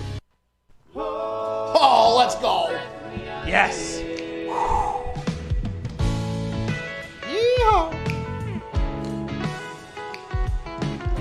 It's hard to shimmy in a necklace. You almost can't even enjoy it. If I say I got to go, there's a place I have to go. Oh. Welcome back to Overreaction Monday, December 7th, 2020. I'm being joined now by two men who have great brains when it comes to defensive football and football in general. One's the host of the Man to Man podcast. The other shows up on this show every single day. Ladies and gentlemen, Darius Butler and AJ Hawk. What's going on? Boys, how's it? Looking good over there in the neck brace right now, man. Well, we're waiting on the results, D-Bud, okay? We don't know what's going to happen. Hopefully everything will be okay, but Ty fears that there's a chance that... Yeah, we're looking at a possible T1, T2 vertebrae fracture. And that could not be good, those types of things. What's AJ? AJ, will you please relax? Serious matters. Are you okay, AJ? Is everything all right over there, dude? I'm doing great. How was Ty qualified to diagnose this? He got accepted to Harvard. I said last night, right when he went through the table, oh shit, that looks like T1, T2. I could just kind of tell by the way, he tweaked it, he moved his neck a little bit. It didn't look good. Anyways, what's that, AJ? Sorry, you had more? I got nothing because I want to talk to Darius eventually. But yeah, you look like you remind me of someone obviously that got in a tiny fender bender and is trying to win $80,000 settlement. Tiny fender bender. A tiny fender bender. Excuse me. I don't know if you saw. I was upside down at about 20 feet last night. Neck brace looks real crispy. Well, yeah, it's brand goddamn new. I don't know how long I got to be in it, Darius, okay? I'm not the judge here. I'm not the doctor. Neither is Ty. Ty's just telling doctors what he thinks is potentially happening. Speculating. Jeez I Louise. show up with the damn back brace tomorrow. Come on, man. Well, if the Suck doctor it up, says man. so. Yeah, I'm not a doctor. Yeah, if the doctor says back is brace, happening then right wait until I get this donut. I would sit down this whole show, but I can't because my hips are all the way off. If I had a donut, I'd be sitting down talking to you guys. But let's get to it. Greg Williams made the best call in defensive football history. Darius, you can start. Hey man, it was obviously horrible. They canned him already this morning, so maybe that was his plan. Maybe he wanted to get fired. But as far as a lot of people were saying, he was tanking. Coaches don't tank, players don't really tank because nobody's going to hold over a 0-16 or 1-15 DC, and obviously they let him go. But horrible call, even worse execution. I think I saw you say, or I don't know if it was it was somebody from your podcast, the Man to Man podcast. I don't know if it was a guest or you. Like, even if that call comes in, like from the headset, that's what we're going to do. Oh, that's getting checked. Yeah, that has to, right? You said that on the field, somebody should be an adult and say, nah, okay, no, we're not doing that. We are 13 seconds away from our first dub here. They need to score a touchdown. This would be, is that still your thought? Was that your thought? Did you tweet that? And how often would that be actually like happening in the NFL right now? I mean, you got to go rogue at some point, but it depends on who's relaying the calls on your defense, right? So a lot of times if that's a veteran linebacker, that's getting a call, AJ gets that call late in the game, and he kind of makes it and relays it to the other guys, no, check, go mayday, whatever your, go-to call that everybody knows. Every defense has a quote-unquote mayday call that's kind of like the safe call. Get in that, GTFB, get the fuck back, and come on, man, you don't, I'm not playing coverage 0 with fucking no timeouts. That's ridiculous. We got to check out of that. AJ, were you the guy that got the headset thing into, and did any of those situations ever happen? Yeah, I wore the headset, throughout the different times of my career. But yeah, a big chunk of it, that absolutely happens. Also, your headset cuts off at 15 seconds on the play clock. Sometimes, guess what? These coaches don't have a call to you, so you have to make the call yourself. Like you're looking, I'm standing there in front of the D-line, everybody. They're freaking out naturally because you don't have a call yet. I'm just like, all right, guys, hold on.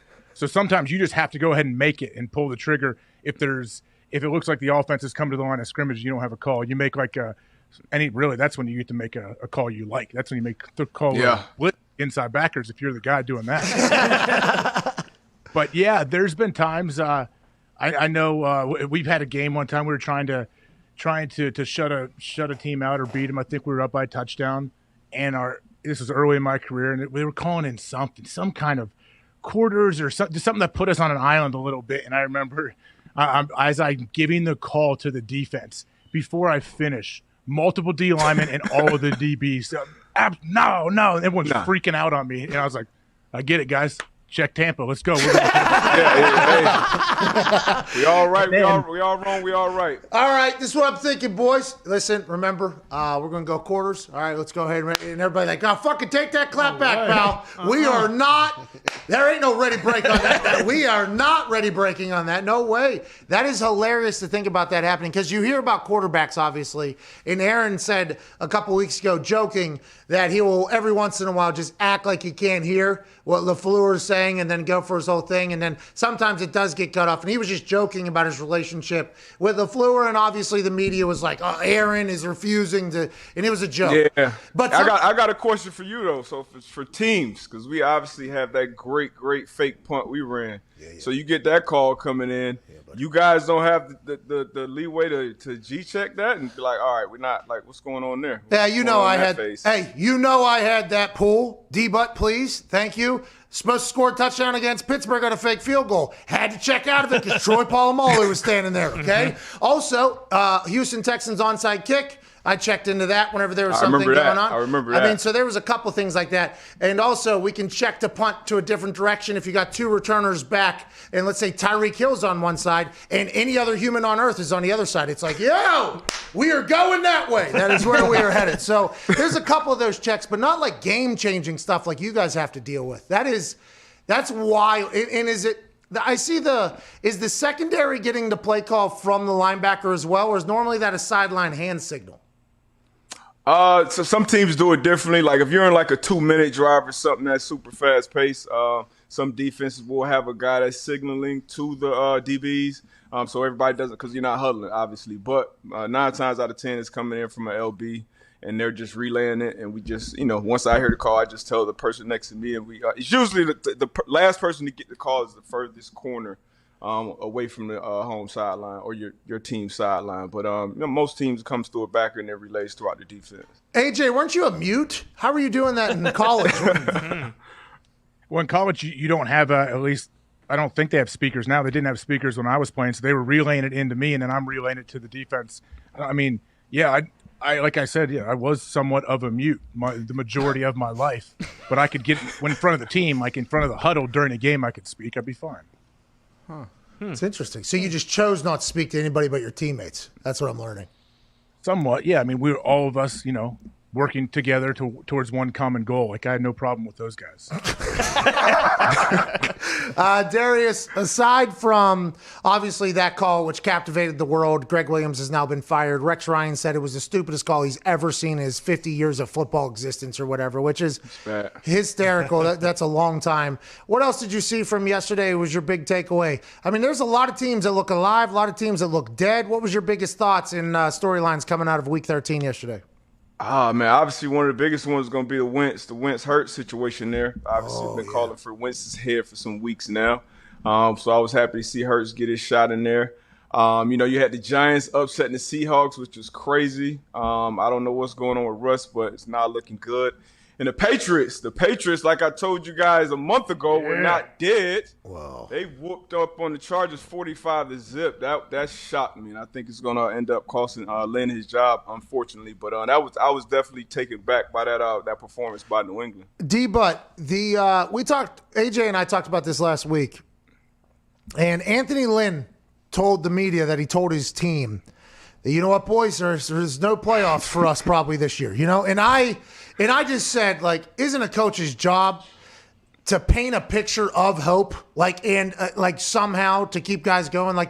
Because playoffs doesn't mean just more football. It means more money, okay? It means more opportunity for a lot of people. Playoffs is what we're in this whole thing for, trying to get to the dance. If you still have a chance to be in it, a coach just going up the room and being like, well, boys, let's be real, okay? Wait, so they're mathematically still...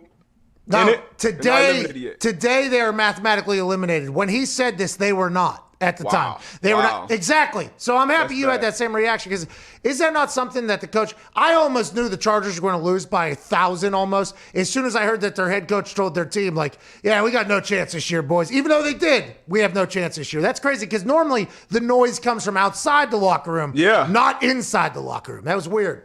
Yeah, that's wild. That's crazy. I don't think I've ever heard of that, because I've been on teams where it was the longest shot in hell that we actually make the playoffs, but you kept out, hey, if this team loses and that team and then this team, and like you got to keep hope alive. And even once you are mathematically eliminated, you know, you just keep it real with the team. Like, hey, we're all basically playing for our jobs, you know, coaching for our jobs. So even though we're not going to the playoffs, you know, it's still something to fight and play for as a professional. And that's your job at the end of the day anyway. But that's crazy for a coach to get up in front of his team and tell them, like, yeah, we're not going to playoffs this year while not being mathematically eliminated. That's some wild shit. He's still got his job, I think, as of right now. Everybody, he was asked yesterday whether or not he thinks he'll have his job. He said, I expect I will.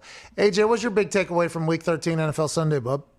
Well, I wanted to ask D-Butt a question real quick. I think I sent you a message on Twitter, and Pat, I got your number now, D-Butt, so I'll be texting you all my DB questions and things when I cover that I'm confused about.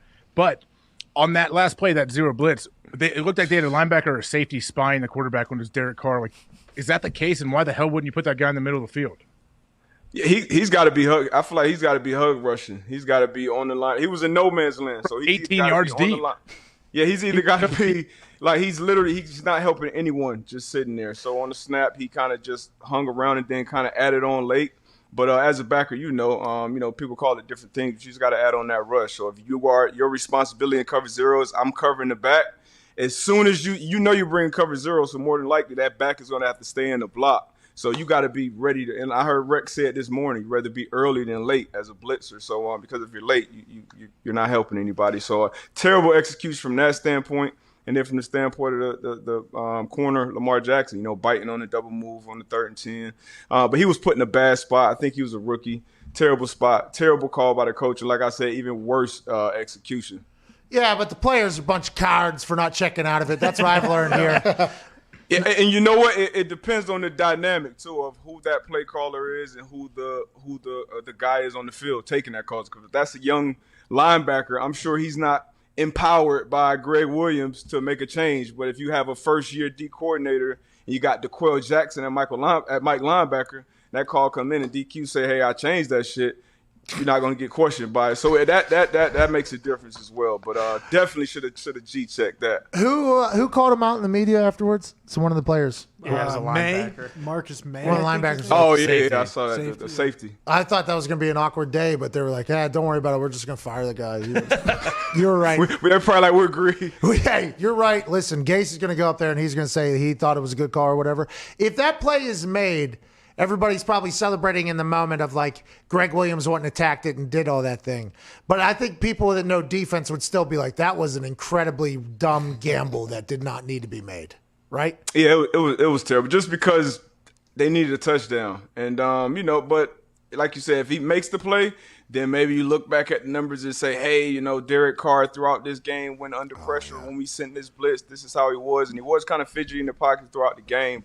In the play before that, the receivers had got behind the defense as well. So maybe Craig was like, you know, F it. If they're going to get behind us anyway, I might as well send the house. AJ, if you're going to send that gas, send it right. AJ, what you say to me earlier with whenever you got guys on man, not only could they get beat by guys that run 4-3s and shit, but that's a setup for a pass interference, which is a big free play. Like there's so many things that could go wrong there. Even if they get a sack or something like that, there's just so many opportunity for failure there. With 13 seconds left, potentially winning your first game there.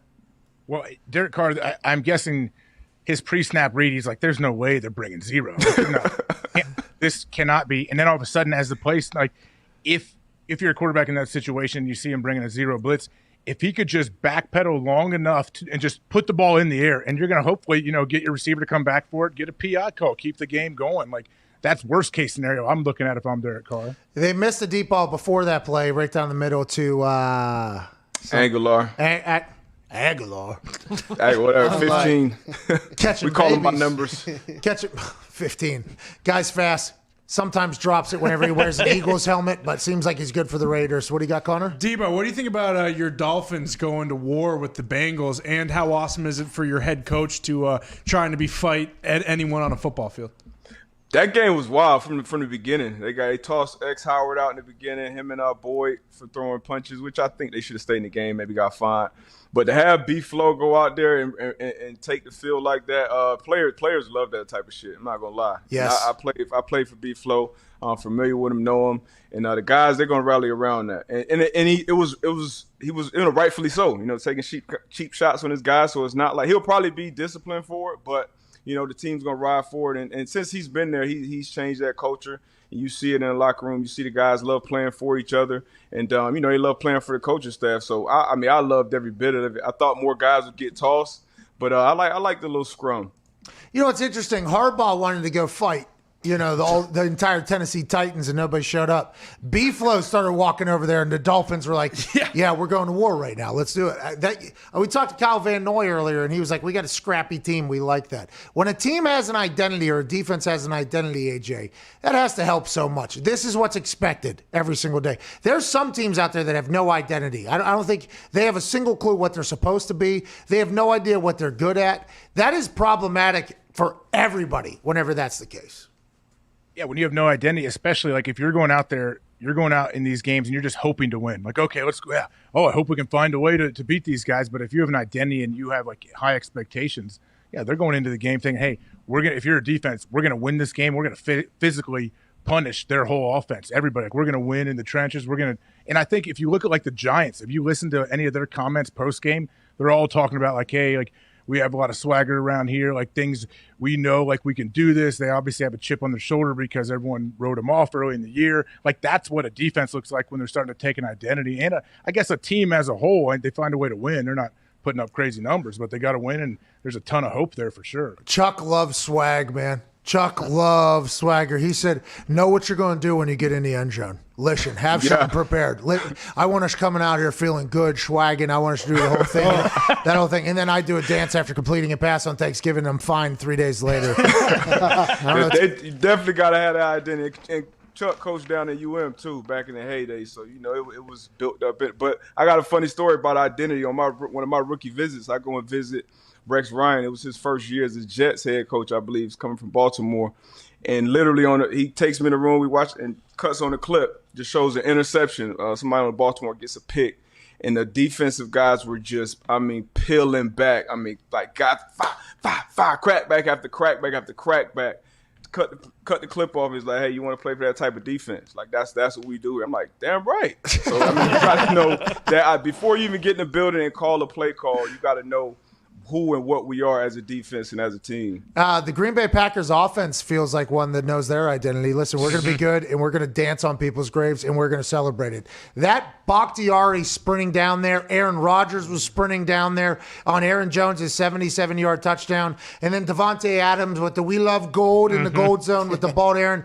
That team has really come together. Now, with their defense and special teams be able to keep up, hopefully that will be the case. Yeah, that'd be great. Again, I've said this all year. We've kind of, repeated this, but, when your offense has to score 45, 52 points a game to win every week, you're not always going to score that many. That's going to be tough to do. Let's talk about today's game, shall we, with you two fine gentlemen. Darius, we'll start with you.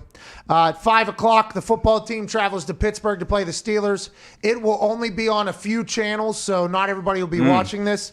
The Steelers win games. They figure out ways to win games. It's not always pretty, but who cares? They get dubs. How do you see this game going? Do you think this is when the Steelers potentially get tripped up? They had an awkward Wednesday afternoon football. Now they have Monday late afternoon football. How do you feel about it? What do you see happening in this game? Man, they're gritty, finding a way to win week in, week out. Got called out by the coach after a win, which I'm sure they don't mind. Mike T always keeps it real, but I see them winning the game, and I see them winning it, I'm going to say at least by a touchdown. I see it's decisive win. Got a lot of challenges ahead, 12 days, 3 games, whatever. Play the games, they come out, find a way to win. So I'm taking Pittsburgh to win it, but I don't think Big Ben will hit that over. What was it, 260, 276. 276. Yeah, he'll be under that, but definitely think they win the game. Try to get that ground game established as well. Hey, that was matter of fact right there, by the way. Yeah, he'll be under that, but they're going to win the game for sure. Like that. Yeah, like that as well. What's the weather like in Pittsburgh today? Miserable? Good question. 30s, I think. Oh, it's always miserable over there sometimes. It seems like most of America, as soon as one particular date hits, the sun just says, well, I'm going south anyway. You know what I mean? That's not bad at Pittsburgh, though. 30s in December? No, it's nice, but there won't be any sun. It'll be like gloomy, doomy, probably windy if I had to guess. Yeah, 33, 29 degrees in the fourth quarter. No wind or no rain. Winds at 8 miles an hour. Yeah, no problem. That's a beautiful day. Yeah. You're down there in Florida, though. I just got back from there. It is the freest state in the union. That is the freest state. Right? Everywhere else is locked down. Wild down here. AJ, football team versus Steelers, 6.5 points. I always thought, just like what D-Butt said there, bounce back game after getting chewed out after a win. I thought the Raiders were going to do that. And obviously they did not. It came down to a cover 0 all-out blitz to win. They still win, but whatever. Do you think the Steelers get a game under their belt here where they win like they should, or do you think Washington gives them a little bit of problems, AJ? No, I think there's a good chance Pittsburgh does gets back on track and they get a game. Like, it looks the way it should look for a Pittsburgh team that's undefeated. So I think that happens tonight. I think they cover, 6.5? Is that what you said? Yeah, 6.5.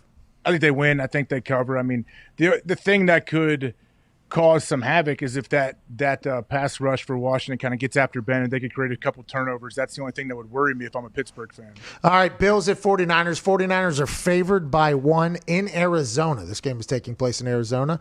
Go ahead, Dick. The line is now -2.5 Niners. Jesus. What the fuck? Uh-oh. What do they know that we do? I like that. Gumpy's getting crazy back there. Gumpy likes the Bills, I'd assume. Bills 6-1-2 their last 9 as a road dog. Boom. And it's out in San Fran? Yeah, it's Arizona. 9-4-2 their last Arizona, 15 against the spread on the road as well.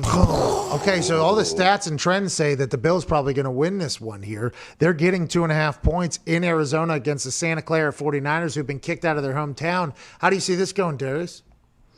Once again, adversity, but they've been dealing with it all year. I feel like every week it's a tough outing against the Niners. I love what Robert Saleh does on defense. I'm taking the Niners to win this one. Really? Wow. Yeah, I'm taking them to win this game. I'm going to go with Vegas on this one. Wow. This is Vegas, by the way. You know that this is where everybody's betting the Bills. You heard this entire room go, ooh. And you're like, well, anytime you hear a large group of people say like, oh, we love that particular side, Vegas is sitting there staring at their $15 billion chandeliers going, that's what we like. We have to get to a break. Darius, thank you so much for joining us. The Man to Man podcast is fantastic, bub. Appreciate you, bro. Appreciate you for having me, man. Yep, ladies and gentlemen, Darius Butler. We have to get to a break here relatively soon. Diggs, you were going to say something real quick there? So the line is getting easier for the Bills to cover, but all the money and the public is on the Bills, so that doesn't make sense. So feels like 49ers are the play. Yeah. Feels like Niners are the play if you want to make money, is what it sounds like. Not me, though, because we had Josh Allen on the show Friday, so I'm betting on Josh. That's what I'm doing. Okay. That's what I'm doing. Okay. That's because I'm a guy. I'm a loyal guy. Yeah. That's why this happened. Yeah, that's true. Okay, because I'm a loyal guy. Hour 2 is wrapping up here. We'll be joined on the other side with AJ. Some more phone calls. Can't wait to chat with you. 1-888-MAD-DOG-6. The lines are filled, so as soon as we answer one, that means one will clear out. So once somebody gets kicked out of the club, you can come in the club. Can't wait to chat with you and talk about all the games happening tonight. What happened yesterday? AJ Hawk's life stories. That's coming. That's a new segment. Yeah. Right, AJ? Love that one. Nope. What do you mean? You said earlier. If it is, I'm unaware of this, so I'm going to have to prepare a little bit during the break. Oh, you got 6 minutes, as does everybody else. Pat McAfee Show, Sirius XM, Channel 82, Mad Dog Sports Radio. Hour 2 is ending in 3, 2, go take a shit.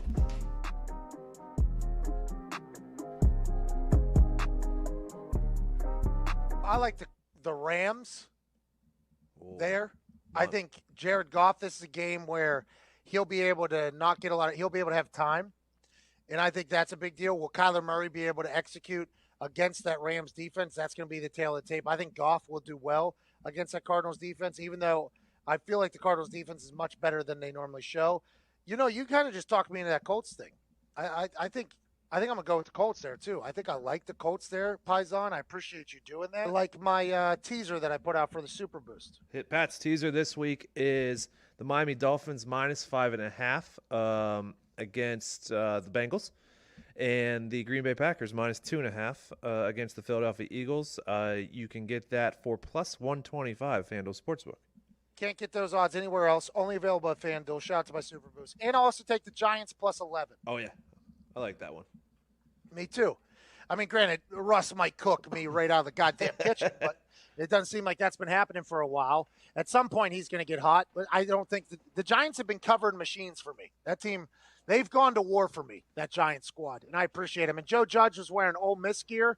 I don't know if you saw that. I feel like morale is still very high in the Giants camp. I think Joe Judge is still very well liked, and there's a playoff spot on the line for them against all odds at this point. Okay.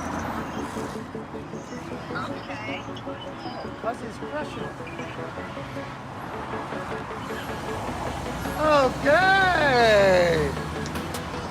Okay.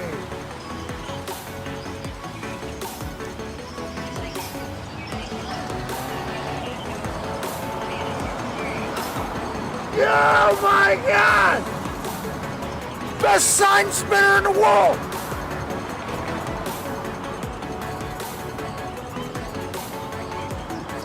At least now he says, that was unbelievable.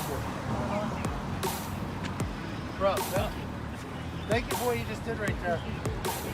What's your name? Mike. Mike, where are you from? Right here in Los Angeles. That was fucking awesome to watch. Good luck out there. They should be paying you more. Tune in for the World Sign Spinning Championship in Vegas. There's a World Sign Spinning Championship? In Vegas. Are you like a national, are you a champion? I rank. You rank? What do you rank? I got 8th in the 2013 Olympics. What do we have to do to get better? How do we get to first place? What's the new move? What's the new move? Maybe light it on fire. Well, the newest move I have is this one. Oh! Least now!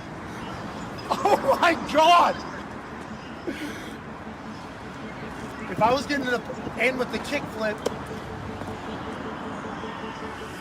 I don't know how you're 8th in the world. You should be number 1. But if I was leasing a place, I'm fucking coming here. Oh my.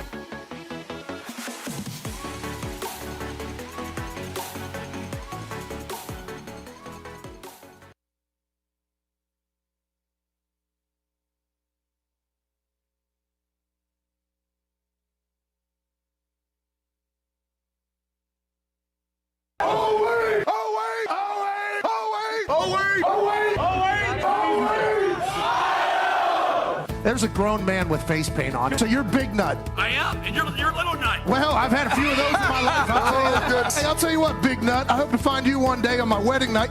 Big Nut! Little Nut! You did a great job, too. The lines are straight. No DUI problem there. You're really doing a great job here, sir. Hey, Big Nut, I love everything you're about, bud. Because we are going to win the game. He just spit in my mouth while saying that. The most likely team to make the college football playoff is the team that is in Columbus. He said khakis are way too close to that team from up north. If you don't put black pants on right now, you're going to get booed out of Columbus. Yeah. So I went with the black. Makes me look thin. And whenever I say 2 letters, the place goes crazy. OH! Yeah! Ladies and gentlemen, Eddie George. That offense, though, led by Justin Fields. He has 41 touchdowns accounted for, only 1 turnover. I don't know how he isn't the Heisman favorite right now. Well, he certainly has a chance to make a stick at that today, certainly next week. He's supposed to be in Penn State, and Mike McQuarrie told me I wasn't Penn State material. Okay, Herbie was your quarterback. He was a senior. You were a freshman. What was he like as a teammate? Oh, he was great, man. Big shoulder pads. Kurt could run for days back in the day. We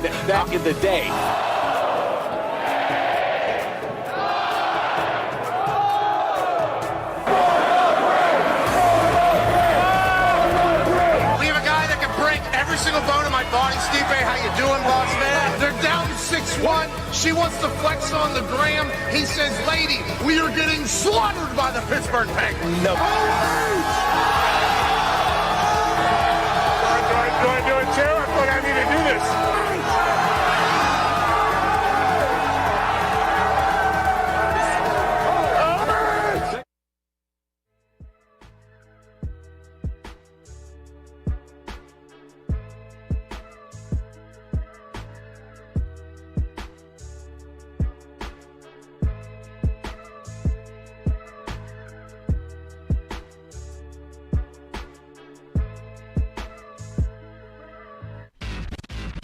not talk about Pat McAfee. Do not talk about Pat McAfee. One fight at a time, fellas. The Pat McAfee Show. That's right. From Milan to Pittsburgh, where this guy's from that's currently rapping, Revtown jeans are the holy grail of jeans. A few guys from Under Armour quit their jobs and decided to make the most comfortable jeans on the planet. The guys took the stretchy athletic apparel fiber and the sweet comfort of sweatpants and partnered with the best maker of premium denim in Milan, Italy to create high-end denim jeans. Every pair of jeans is $79 since they have no middleman. Think about that. They have jeans from Milan for $79. Most places are charging 2 to 3 times the price for jeans like that. I wear them all the time, and they really do feel like sweatpants. Ain't that right? Oh, yeah. They do. Oh, yeah. You guys do as well, don't you? Oh, yeah. Love them. Right now, head over to revtown.com/McAfee and check out their jeans. Again, that is revtown.com/McAfee, REVTOWN.com/MCAFEE, and get jeans for more than half the price of their competitors from Milan. Wow. Fashion capital of the world. Italy. Oh, yeah. Still posted on the same block. Same one. The Nat guys. How's it doing? Well, I'm eager for the results to know if. Yeah, we're looking at a T1, T2 vertebrae fracture. That's what we're looking at. So I'm pumped for the results on the full body scan. I definitely know I broke my left big toe. Couldn't put shoes on this morning. Now we'll find out about the rest of the bod. I got bruises and welts all over me. True. I mean, just. Look at this. Oh, jeez. God. You know what I mean? That's bad. And I potentially got, Yeah, busted T1, T2 vertebrae. Joining us now is a man who was a former general manager in the NFL and a Super Bowl champion and another Super Bowl champion. Ladies and gentlemen, Michael Lombardi and AJ Hawk. You know, Pat, you look like Matt Damon after he got rescued in the Bourne Identity there. You know, you got the hole in his back, you got bruises all over him. You know, it was impressive. I'm proud of you. I hope you're all right. I'm okay. We'll find out if I am officially all right. I don't know when the results come back. Hopefully sometime soon, because it is difficult in a neck brace. I don't know if you've ever had one to really do anything that is convenient. You know what I mean? It's hard to drink. I could see that. It's hard to tweet because you can't really look down. You know what I mean? It's a little bit of a tough go here, but not as tough as Greg Williams' morning. Michael Lombardi. He got fired this morning. Adam Gase said yesterday something along the lines like he didn't dismiss the play. He just said we're going to try to go after it or whatever. Today he's fired. How do you see that? Everybody's gone over there, huh? Even the GM, you think? Do you think the entire Jets organization's getting rebuilt, or you think the GM stays? I think the GM stays, but I think this is a statement that they had to make. Look, I think anybody who confuses Greg Williams' rogue mentality at the end of that game with trying to tank is making a mistake. I mean, if you analyze the drive from 5 minutes to go in the game when the Raiders got the ball to when the fourth down play occurred, and it was 4th and 3, they repeated it twice, they scored a touchdown once. Oh, those dogs. He will not be outbarked. I apologize. When they got called back for holding, then they went 4th and 3. They don't get it. During that time, the Jets called timeout. The Jets called a timeout because they wanted to preserve some time in case they did score to get it back. The Jets were playing to win. Watch that series. They were playing their butts off to win. And anybody who suggests that they were trying to tank as a result to get Trevor is wrong. Those poor kids got cheated out of a win because of some rogue behavior by a defensive coordinator. Yeah, Mike, I saw reports that they said, like, when the play call was going in from Greg Williams, Adam Gase was already taking his headset off, giving it to somebody like head coaches do. If that's the case, like, do you think the head coach should be there right with the D coordinator just checking in on what the call was going to be? Wow. You know, I talked to somebody in the league today who's a prominent head coach, a former head coach in the league, and he said that, you know, if you just know how to manage games in the league the way it is today, you can win 75% of your games. I mean, we've lost the head coach in the National Football League. We don't have them anymore. We have play callers. We don't have head coaches. Like, just hypothetically say at the end of that game, Joe Gibbs was there or Bill Parcells. They would have heard the call and say, we're not running that. Call timeout. We're not running that. Call timeout. We're not running that, Greg. Shut up. We're not running it. Call timeout. And yet they let it go. It's because we've created a culture of independent contractors Greg Williams runs the defense. This coach runs the offense. It's really a horrible way, and that's why so many games are mismanaged from planning to the execution. So whenever you're thinking about that, whenever you have to hire a new head coach, and I would assume that in your eyes as a former general manager, but you're also, a coaching consultant for the greatest coach in the history of football. So, you know from both sides here. You got a lot of jobs that are going to – now, you don't think the GM at the Jets is going to be gone. Joe Douglas, good luck with the next build. We have a guy from Philly in here. He said the same thing, like Joe Douglas is good. We'll see what he ends up doing. But there's a lot of jobs that are going to be open, GM and coach. If you were the owner, what do? You hire a GM first and say, okay, you go get your coach? Or do you say, like, all right, how do you go about that whole process so you don't mess it up? Because not everybody, a lot of teams seem to fuck it up completely whenever they have to bring somebody in to guide their ship. Because they hire a scheme. They don't hire a leader, and they don't hire a philosophy. They hire a scheme. They hire, Pat Shermer's going to bring the West Coast offense in. They're going to hire, this coach to bring the Pete Carroll defense in, Dan Quinn. They don't hire a philosophy. I'm going to sit down and interview. I want to know, who are you? Who do you want to be on offense? Who do you want to be on defense? Who do you want to be in the kicking game? What players do you want to play with? What does your team look like? How do you want to behave? I think it's really important that the head coach is the spokesman of the team, because you both have been in locker rooms, right? The players respect the guy stands in front of them every day. He's got to talk to them. They think they have to believe they work for him. If they work for me, they make the coach seem little. They can't work for me. They work for him. Now, I might be able to control their salaries. He controls their employment. Two different things. And I think you've got to be able to convey that. And you have to have a coach who's going to have a philosophy that fits all three phases. That's what I'm looking for. And if it's the guys in college or guys in pro, I want somebody who's going to come in and run a program and build a team. We'll find coaches to call plays. We'll find coaches to teach the systems that we want to implement. But this is a broken system in the NFL. We're losing 7 or 8, 9 jobs a year because the system's broke.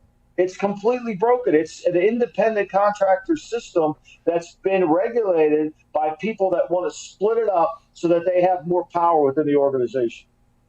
Mike, are there any guys or any young coaches out there, guys or girls, that are like kind of on the track to be one of those head coaches and not just be a play caller? Like you said, I think that explains it perfectly. Like there's play callers, not head coaches. But with the system broke, can we have those old school head coaches again? Yeah, I think Don Martindale Don Martindale could be a John Madden clone. He's been around Al Davis. His defense has been really good. He plays with guys on defense that most teams. LJ Fort was cut by about 4 teams, right? He ends up being a contributor for him. He's got good players in the secondary. He has a rapport with the players. Plus, when you talk to Martindale, you're talking to a guy that understands this is what I want to do on offense. This is what I want to do on defense. This is what I want to do in the kicking game. These are the kind of players I have to be successful. That's all you're looking for. As Belichick says, it's not that complicated.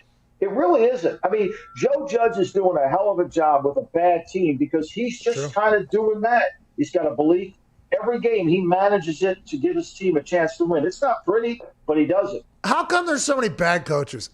In my head, while you were talking about that, I just started, in my head, I've said this twice now today, and I probably would be friends with this guy, so I've never met him, so I kind of feel bad saying it. But Anthony Lynn telling his team last week that they had no chance of making the playoffs when they still had a chance to make the playoffs, that makes me question every other thing that he does. If you're a player, you got to be like, what the fuck is this guy? He doesn't talk to the team before the game. Anthony Lynn doesn't talk to the team before. There's some head coaches that don't talk to the team before the game. Not talking to the team. Hey, fellas, let's go. Here's our reminders. We got to start fast. We're going to do this, this, this. Here's what we're going to do. I'm not talking about Newt Rockney bullshit. I'm talking about talk to the team. Tell them what they got to do. He doesn't talk to the team. The bad coaches. Walsh told me this in 1984. 1984, he said, there's just a bunch of guys that are well-paid gym teachers working in the league. And what he meant by that, guys that just roll the ball out and say, let's play kickball today, as opposed to being tactical with your approach. And that's why there's really, when you look at the league, you're only competing against 8 or 9 teams, really, at the end of the day. You got nothing, AJ? You don't even want to talk to Michael Lombardi anymore? Jeez, AJ. I thought you were pointing to Ty, but no, I have plenty of questions for Mike. Yeah, me too, by the way. He's been around for like 95 years, and all he does is just football, football, football. He wakes up football, goes to sleep football. He's a never-ending source of knowledge for this whole thing. Go ahead, AJ. I appreciate that, Pat, but I've hit the mute button. I mean, the game is going bad.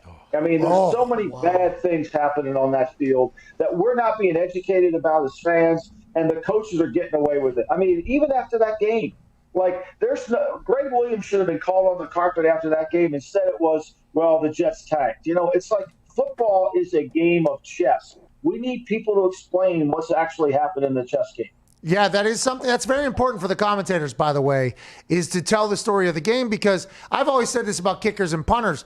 People are only getting their information about kickers and punters from the commentator. So if the commentator says, this guy's really good at kicking and punting, the people at home have no idea what a good kicker and punter is. They're like, they're good. So if a commentator says something bad about me, I'm like, hey, motherfucker, why don't you go do some research, actually, because you're telling an entire crew of people that know nothing about my job that I'm not good at it or whatever. But if somebody says I'm good, I'm like, hey, I appreciate you like doing a little bit of research there and helping me out. But that's what a commentator is supposed to do. You're watching the game, you're setting the tone, you're educating people. And even though the league has been around for 101 years, there's still a lot more to talk about. I think that's why I'm so bummed out about a lot of the commentators and why I'm so passionate, because I love the game, I love the league. I've gotten a chance to be inside of it and see all the inner workings and all the detail and everything like that. And it's just such lazy nonsense out there.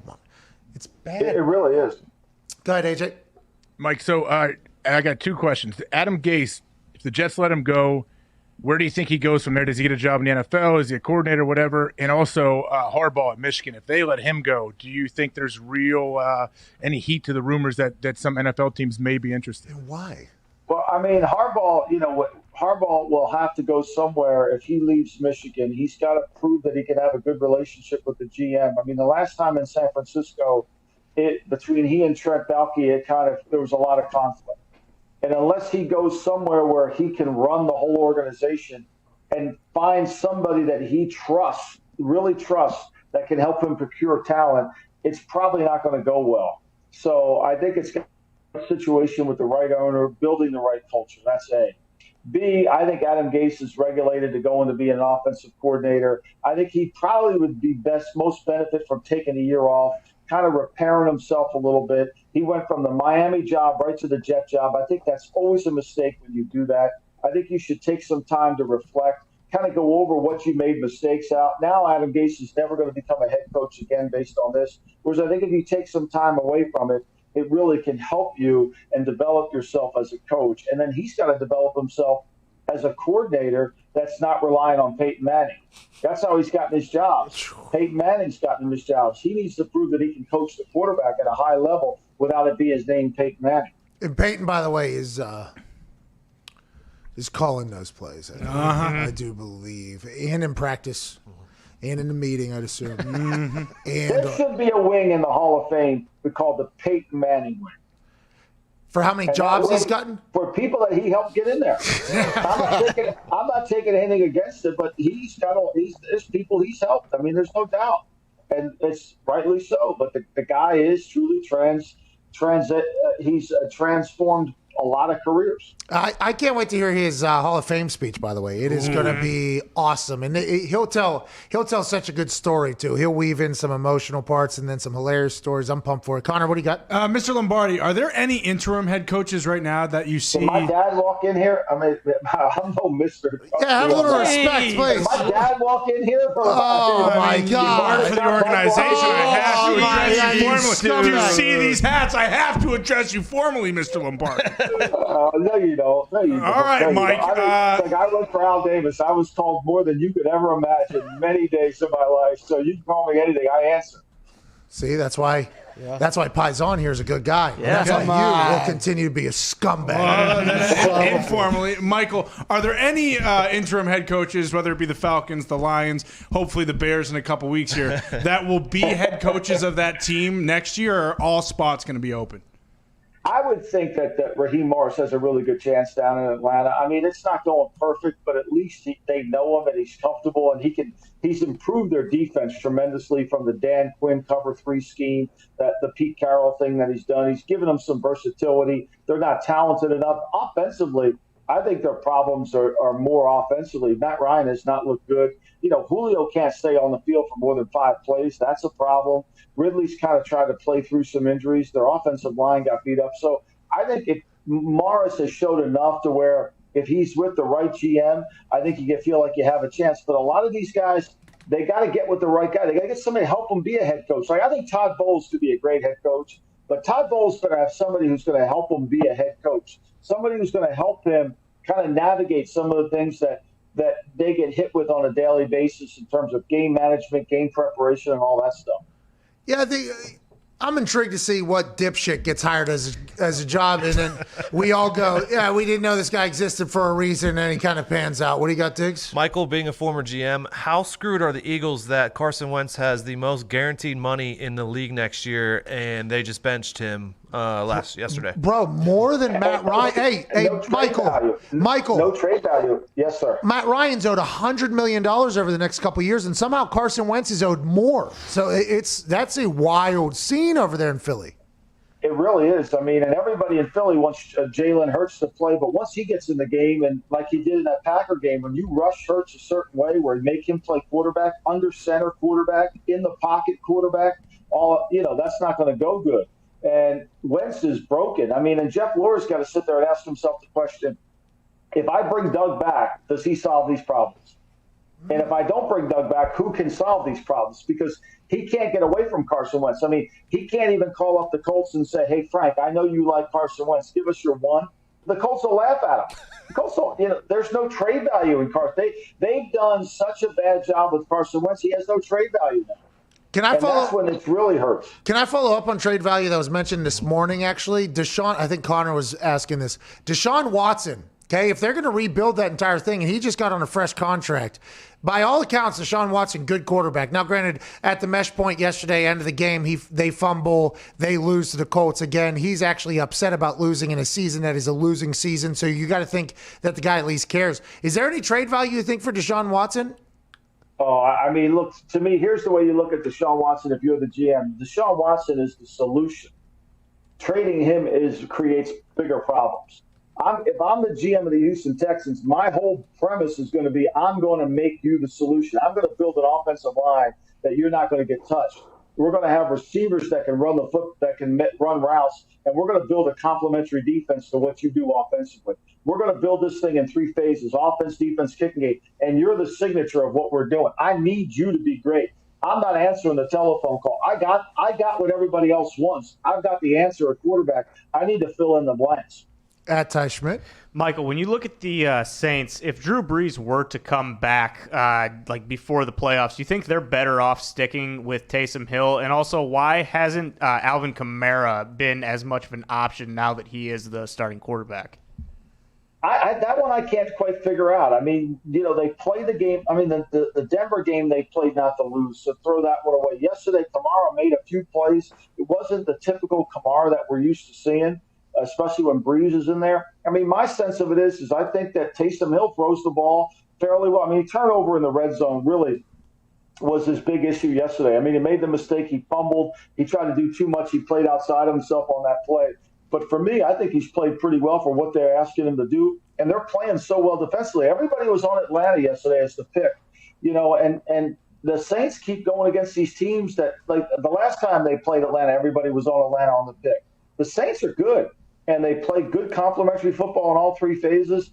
I think they keep going. I think they'll get Breeze right away back in there, but they'll still have Taysom Hill package. And now when he comes in the game, you got to be careful. The package is expanded. You know what I thought yesterday while watching? I didn't get to watch the full game, obviously, because I was preparing for war games. When I watched the highlights, it felt like Taysom Hill this week was told by Sean Payton in film, and Drew probably was helping him as well. And he was circling potential previous plays that he played in the first 2 weeks. And he's like, hey, this guy is open when it looks like this. It might be covered, because it felt like he was throwing into tighter targets. Michael Thomas made a couple close grabs, some other plays. It looked like he was getting back on his hitch step and releasing and pulling the trigger, as opposed to maybe the last couple weeks where he was like looking around because he thought everybody was covered. If he's going to continue to grow like that going forward as a Saints fan, you got to be pumped about Sean Payton's brain and that guy's ability. Yeah, I think it's true. I think Sean Payton's great, and I thought the guy had a rhythm to what he was doing. Look, here's what most quarterbacks – this is where most quarterbacks get in trouble – is on Wednesday, Thursday, and Friday practice, when the play doesn't go on Sunday as it went Wednesday, Thursday, and Friday, and the play breaks down. This is what happens to Trubisky all the time. When it's practiced on Wednesday, Thursday, and Friday, and it goes that way in the game, he looks like he could be the starting quarterback. When it breaks down, he looks like he can't play. And I think what we saw with Taysom Hill over the last couple of weeks is if it's not scripted, he still can make some plays and he finds guys. I think that's critical to a quarterback's success because we all look at the play in practice and we script. You guys know, you played. Most practices with coaches are scripted for success. The really good coaches script for unsuccess. I want to see what the guy does when it's not there. And I think that's what you're seeing out of Taysom Hill. All right, Mike, we can't thank you enough for joining us. Thanks, guys. I'll see you on Hammer Down. We're on a roll, man. We gotta keep it going. We are 16-2 on the weekend of Hammer Down. An hour and 7 minutes from now, live at youtube.com/The Pat McAfee Show. Michael Lombardi, Tone Diggs, Bubba Gumpino, myself, and Mitt giving out picks for tonight's game. Can't wait to hear your thoughts on Thanks, guys. Hey, see you later, Michael Lombardi. He's ready to go. I couldn't even give him an out. He's got a quick trigger. Yeah, he does. You got to take that dog for a walk. He's got shit to do there. He literally just rushed me. Yeah. Hey, All right, see you later. All right, I'm trying to get out of here. AJ, that guy, whenever he starts fucking talking about football on this Hammer Down podcast is a gambling podcast, obviously, but then he'll start just talking about stories and strategy and everything. It's like, God damn, there's levels to this thing. It's awesome to hear him. Now, granted, he's gotten it wrong publicly, okay, a couple times, obviously, numerous times. But whenever you listen to him just like start talking football, it's like, oh, yeah, so you know more than everybody else about football. That's pretty cool to hear him talk, man. Well, he has so many years in the league. He's been around so many Hall of Fame players and coaches and GMs and owners. And now he's at the point in his life where he's not scared to just speak his mind. That's what's awesome about him. That's why Lombardi is so resourceful for people. If you want to learn about the inner workings of certain things and how things play out, it's cool, man, because there's not a lot of guys, I guess, that have that freedom and the knowledge at the same time. Yeah, I wonder how many GMs will transition into the digital space. You know what I mean? Because what's that? David Sampson's the only other guy I know that's as freewheeling as Lombardi. That's what I'm saying. You have to lose the filter and because the system. And he talked about the system of getting hired in football and everything like that.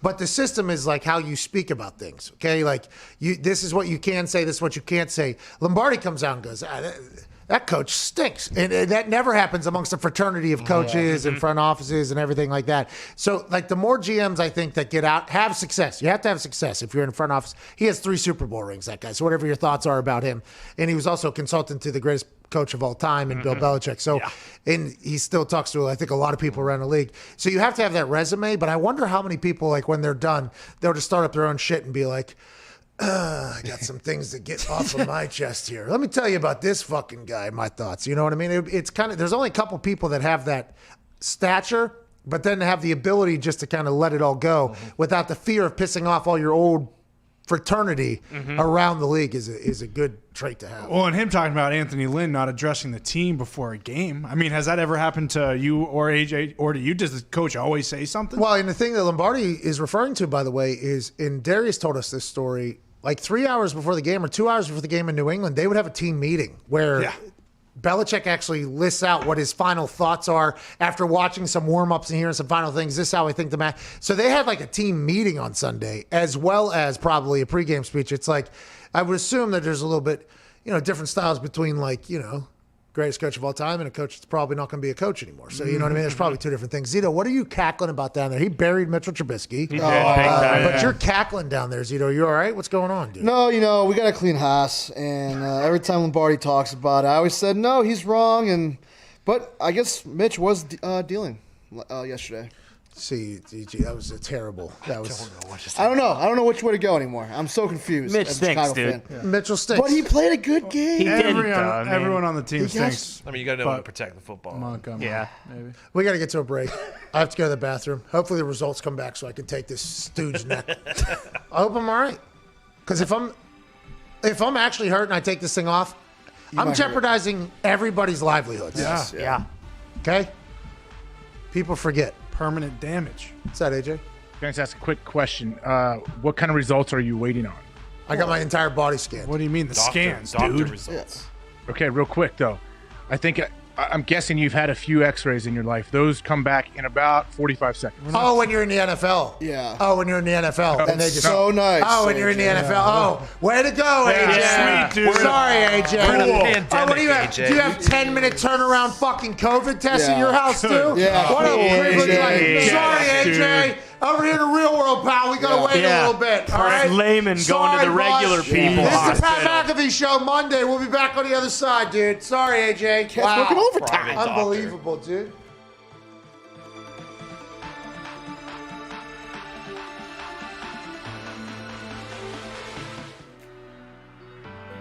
Hey, by the way, Mason Jar, real crowd pleaser last week whenever you were drinking out of that. I'm a big fan of that move. Is that just what your kitchen is? Just a bunch of mason jars and paper plates and stuff like mine? No, that's vodka, by the way. I heard you're a bad flip cup player. That makes no sense at all because with how good you are at twirling Again, that's a total lie. Graham Harrell had no idea how to play flip cup. Oh, okay. You got back to your trash talking about wrestling that I saw. I thought maybe you're going to call out AJ to be a partner of yours and get him involved. He's long wanted to follow in the footsteps of his heroes like Macho Man, Randy Savage, Hulk Hogan. I mean, he's done probably as many drugs as those guys. So. The reaction to your Zoom conference call where you were asked about defenses figuring out your offense and you said 1 of 5 or whatever, the reaction was awesome. It was like, Aaron Rodgers is in a bad mood. Aaron Rodgers is moody. This is what happens when Aaron Rodgers loses games. He's moody. When you sit there and you say something like that and you watch the world react to it, what are your immediate thoughts? I didn't see a lot of the reactions, to be honest, Pat. I really didn't. I will address, last Wednesday. I think it was one of the poorest set of questions that I've received all year. Those people got a job to do. We were 4-1, and I think I've been really good on those. Try and be as thoughtful as possible. But I thought, some of the questions were just poor questions. Aaron, can it sometimes hinder a quarterback if you have a stud receiver that you are thinking like, hey, I got to go to this guy? I don't know. I don't think any quarterback looks at it like that. I really don't. I just think that's the wrong way to play if you are. I just think that there's certain guys who just have that special star quality, like Julio, so you do feed them, intentionally sometimes because they have usually a bigger catch radius. They have the ability to run more routes. There's been times in my career where I need a play, and it happened in the Super Bowl. I felt like we were just a little bit off. I was maybe running a little high emotionally, and we called a screen pass on 3rd and 1, and I alerted the go route outside of Jordy Nelson for a touchdown, and that settled me down. I think it settled our offense down, and we went on to win the game.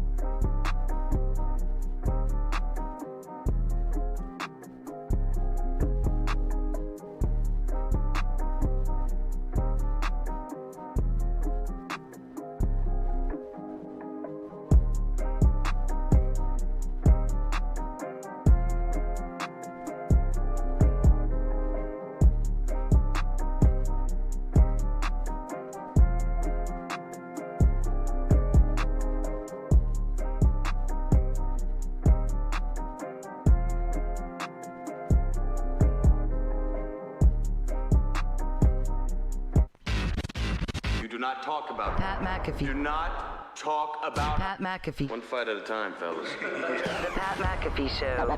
That's right. Hey, lip boomers. With holidays right around the corner, the guys at Canadip CBD have a special gift for you this week. Hell yeah. That's right. Your favorite nicotine and tobacco-free dip alternative with CBD, Canadips, is thinking about you this holiday season and is releasing a new flavor which will come free with any purchase site-wide this week. Nice. This new tin is not available for purchase and only available as a limited time edition. Get a free tin of Lemon Tree with any purchase on CanadipCBD.com using promo code LEMONTREE. You may ask yourself, what is Lemon Tree? Lemon Tree is a one-of-a-kind Canadip strain from the mountains of Santa Cruz, California. Lemon Tree has an unbelievable, rich, robust citrus taste that is built off of over 20 different terpenes. Nice. Canadips has partnered with the award-winning boys at Lemon Tree for this special release collaboration and has captured the famous smell and taste and blended it into Canadips CBD. So, if you need a good holiday add-on and want to try something special, head to CanadipCBD.com and purchase anything on the site with the code LEMONTREE to receive your free limited time offer. Again, that is LEMONTREE at CanadipsCBD.com. Let's Canadips it up this weekend. So there's a new promo code? Yeah, it's called Lemon Tree. Well, that... And the taste and flavor of it is Lemon Tree. So is there a new promo code, though? Is that what I heard at the end there? Promo code Lemon Tree. It's interesting that they would have you use the old promo code to begin the conversation, and then a new promo code to end the conversation. So I think the old promo code became the group of people who use Canadips, which are the lit boomers. No, because I thought a lip boomer was what you put in your mouth. Yeah, packing a lip boomer. But now they're using it as a noun here, as hey, lit boomers. Yeah. I'm intrigued by that move. I think it's a terrible one, but I like the move. You know what I mean? Yeah, Lemon Tree sounds, delicious. It does sound delicious. And Ty, you've talked about how this is the only thing that you've been able to actually use as a tobacco-free alternate to what you would normally do, and it's a good way to break the habit. You've enjoyed Canadips in our relationship. Yeah, you bet. They taste just like a regular chaw. It doesn't have any of the harmful stuff, and it's got CBD in it. So, if my knees are a little achy, it helps that too. But this particular move by them, I think, was a dumb one. Interesting. Yeah. Yeah, that's what I said to you before. Because lip boomers, one of the best promo codes going. Yeah, you're not forgetting lip boomers. And we are not lip boomers, by the way. Ain't nobody stuffing me in somebody's mouth and getting, you know what I mean? No, thanks. Not these mouths. I'm not a lip boomer. But those who do lip boomers, you have a tobacco-less alternate that you should dive on that has CBD that actually makes your body feel better and tastes similar to the tobacco, whatever product you used to use. Bingo. Well said. Yes. What's up, AJ? You just had to clear some shit up over here. Clear it up. I'm glad you cleared it up. And speaking of things, I thought of this yesterday. I'm glad I remembered. How uncomfortable do you feel for Christian McCaffrey and Deshaun Watson in those next-gen stats commercials where they go through and they show like a fake not play? gonna tackle me! Yeah, I'm like, okay, they told him like, hey, you got to bring a lot of energy and yell like you're in the middle of a game, like we're in a stadium. I'm like, I feel terrible for those guys because it just makes it sound really weird. Like All right. awkward. All right, let's talk about another awkward commercial. All right, I'm gonna do the commercial. You tell me what commercial you think it is. I like Ready? this game. Oh, nice. The Bose commercial. Yeah, that's exactly it. Wow. That's exactly it. How awkward is that commercial to shoot? Brutal. They got Aaron just standing there in a room with a bunch of weird lights, and he's got his eyes closed, and they're like shooting him. They're like, yeah, just go ahead and vibe to Enjoy it. it. We'll get some shots of you like real up close, and then you just hit that thing. Yeah, you loving it. Like that commercial is another one. There's a couple commercials where I go, that had to be so awkward to make. I wonder how many takes that took. Because you're right. I think Deshaun Watson and McCaffrey potentially humbled dudes too. So like, you thought that little toe tackle was going to get me? Chance to score. And as I'm watching the play unfold, I'm like, probably 95% chance of you scoring there. They're like 13%. I'm like, well, those fucking odds seem to be wrong then. I don't know about that. That ain't going to stop me. And then they throw the ball, 31% chance completion. Well, I think you could just ran it in for 100%. But if we're going to throw it there, let's start looking at these. I don't know. I get it. Amazon's got great stats, but you're right. I'm happy you mentioned that because I've seen that for a few weeks now. And I'm like, I get the concept, but you're kind of putting them in a bad spot there. Put him in a weird spot. When I saw Deshaun's commercial run first for a couple weeks, I'm like, all right, like maybe that's just how he talks. Maybe he likes to yell. And then I saw McCaffrey. I'm like, oh, never mind. So a producer, whatever marketing company Amazon brought in, thought this would be a great idea. Well, I would assume Bezos owns the marketing company. You know what I mean? Bezos brought in his own marketing company to market one of his products that he has. Yeah. And that's what they came up with. Oh, well, back to the drawing board, Bezos. Your drawing board, by the way, could be the size of a goddamn Empire State Building if you want to. Aaron's new State Farm golf commercial, Awesome. though. Yeah, it is great. Now, since we got a little BTS and it turns out that that's all fake, kind of look at it a different fashion. Aaron Rodgers Tuesday coming at you hot tomorrow, by the way. Will I still be in a neck brace for precautionary reasons or for real life reasons? Depends. TBD. Let's get some phone calls. Let's go to Josh in Salt Lake City. What's going on, Josh? Hey, Pat, today's my birthday, so I wanted to call my favorite NXT star. Oh, happy birthday, Josh. Yeah. Attaboy, Josh. Thank you. Thank you. Really quickly, let's put some respect on Dr. Ty Schmidt's name, please. I feel like a lot of disrespect for the doctor. It's Thank you. unfortunate. Appreciate that. I have a question specifically for the brand. I was watching my Giants defeat the Seattle Seahawks yesterday, and right before halftime, the Giants were forced to punt from their own 10, so Riley Dixon was actually punting in the end zone. His punt obviously got blocked. He took a hit. It ended up being a safety. But I do want to give him credit because on the punt after the safety, he actually made the tackle that prevented another touchdown from happening. But his game was really clearly off after that hit. So my question is, what is the difference between a regular punt and punting from your own end zone like that, and how do you recover from something like that? Great question. Punting from your own end zone's got to be a little bit quicker, they say, you know what I mean? But if the people can block you, you can take your time. Hit it far, but do it quick. Need you to get it out here very fast, but we need the ball to go far. A lot of interesting things whenever you're backed up. Also, the anxiety of having your heels in the end zone is a big deal because, you know, if you miss it, it's automatic points for the other team. So whenever people say that kickers have all the pressure and punters don't, it's like, well, do you think about the points probably coming against your team that's happening? In a defense, it's jogging on the field that's pissed off if you end up fucking him over, that whole thing. It's just, you just got to bomb balls, dude. As dumb as that sounds, that is literally my mindset going out there. Hey, got to bomb balls, dude. Here we go. Time to bomb the ball.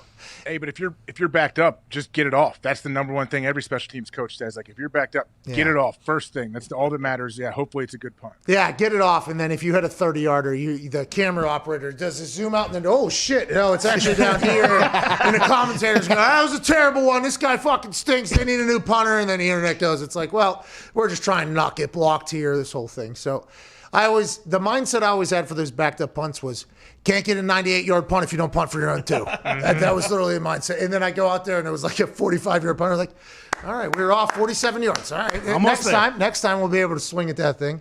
There's a little anxiety and all that shit, though. How about you goal line? When you know it's goal line, you know you got to hit somebody.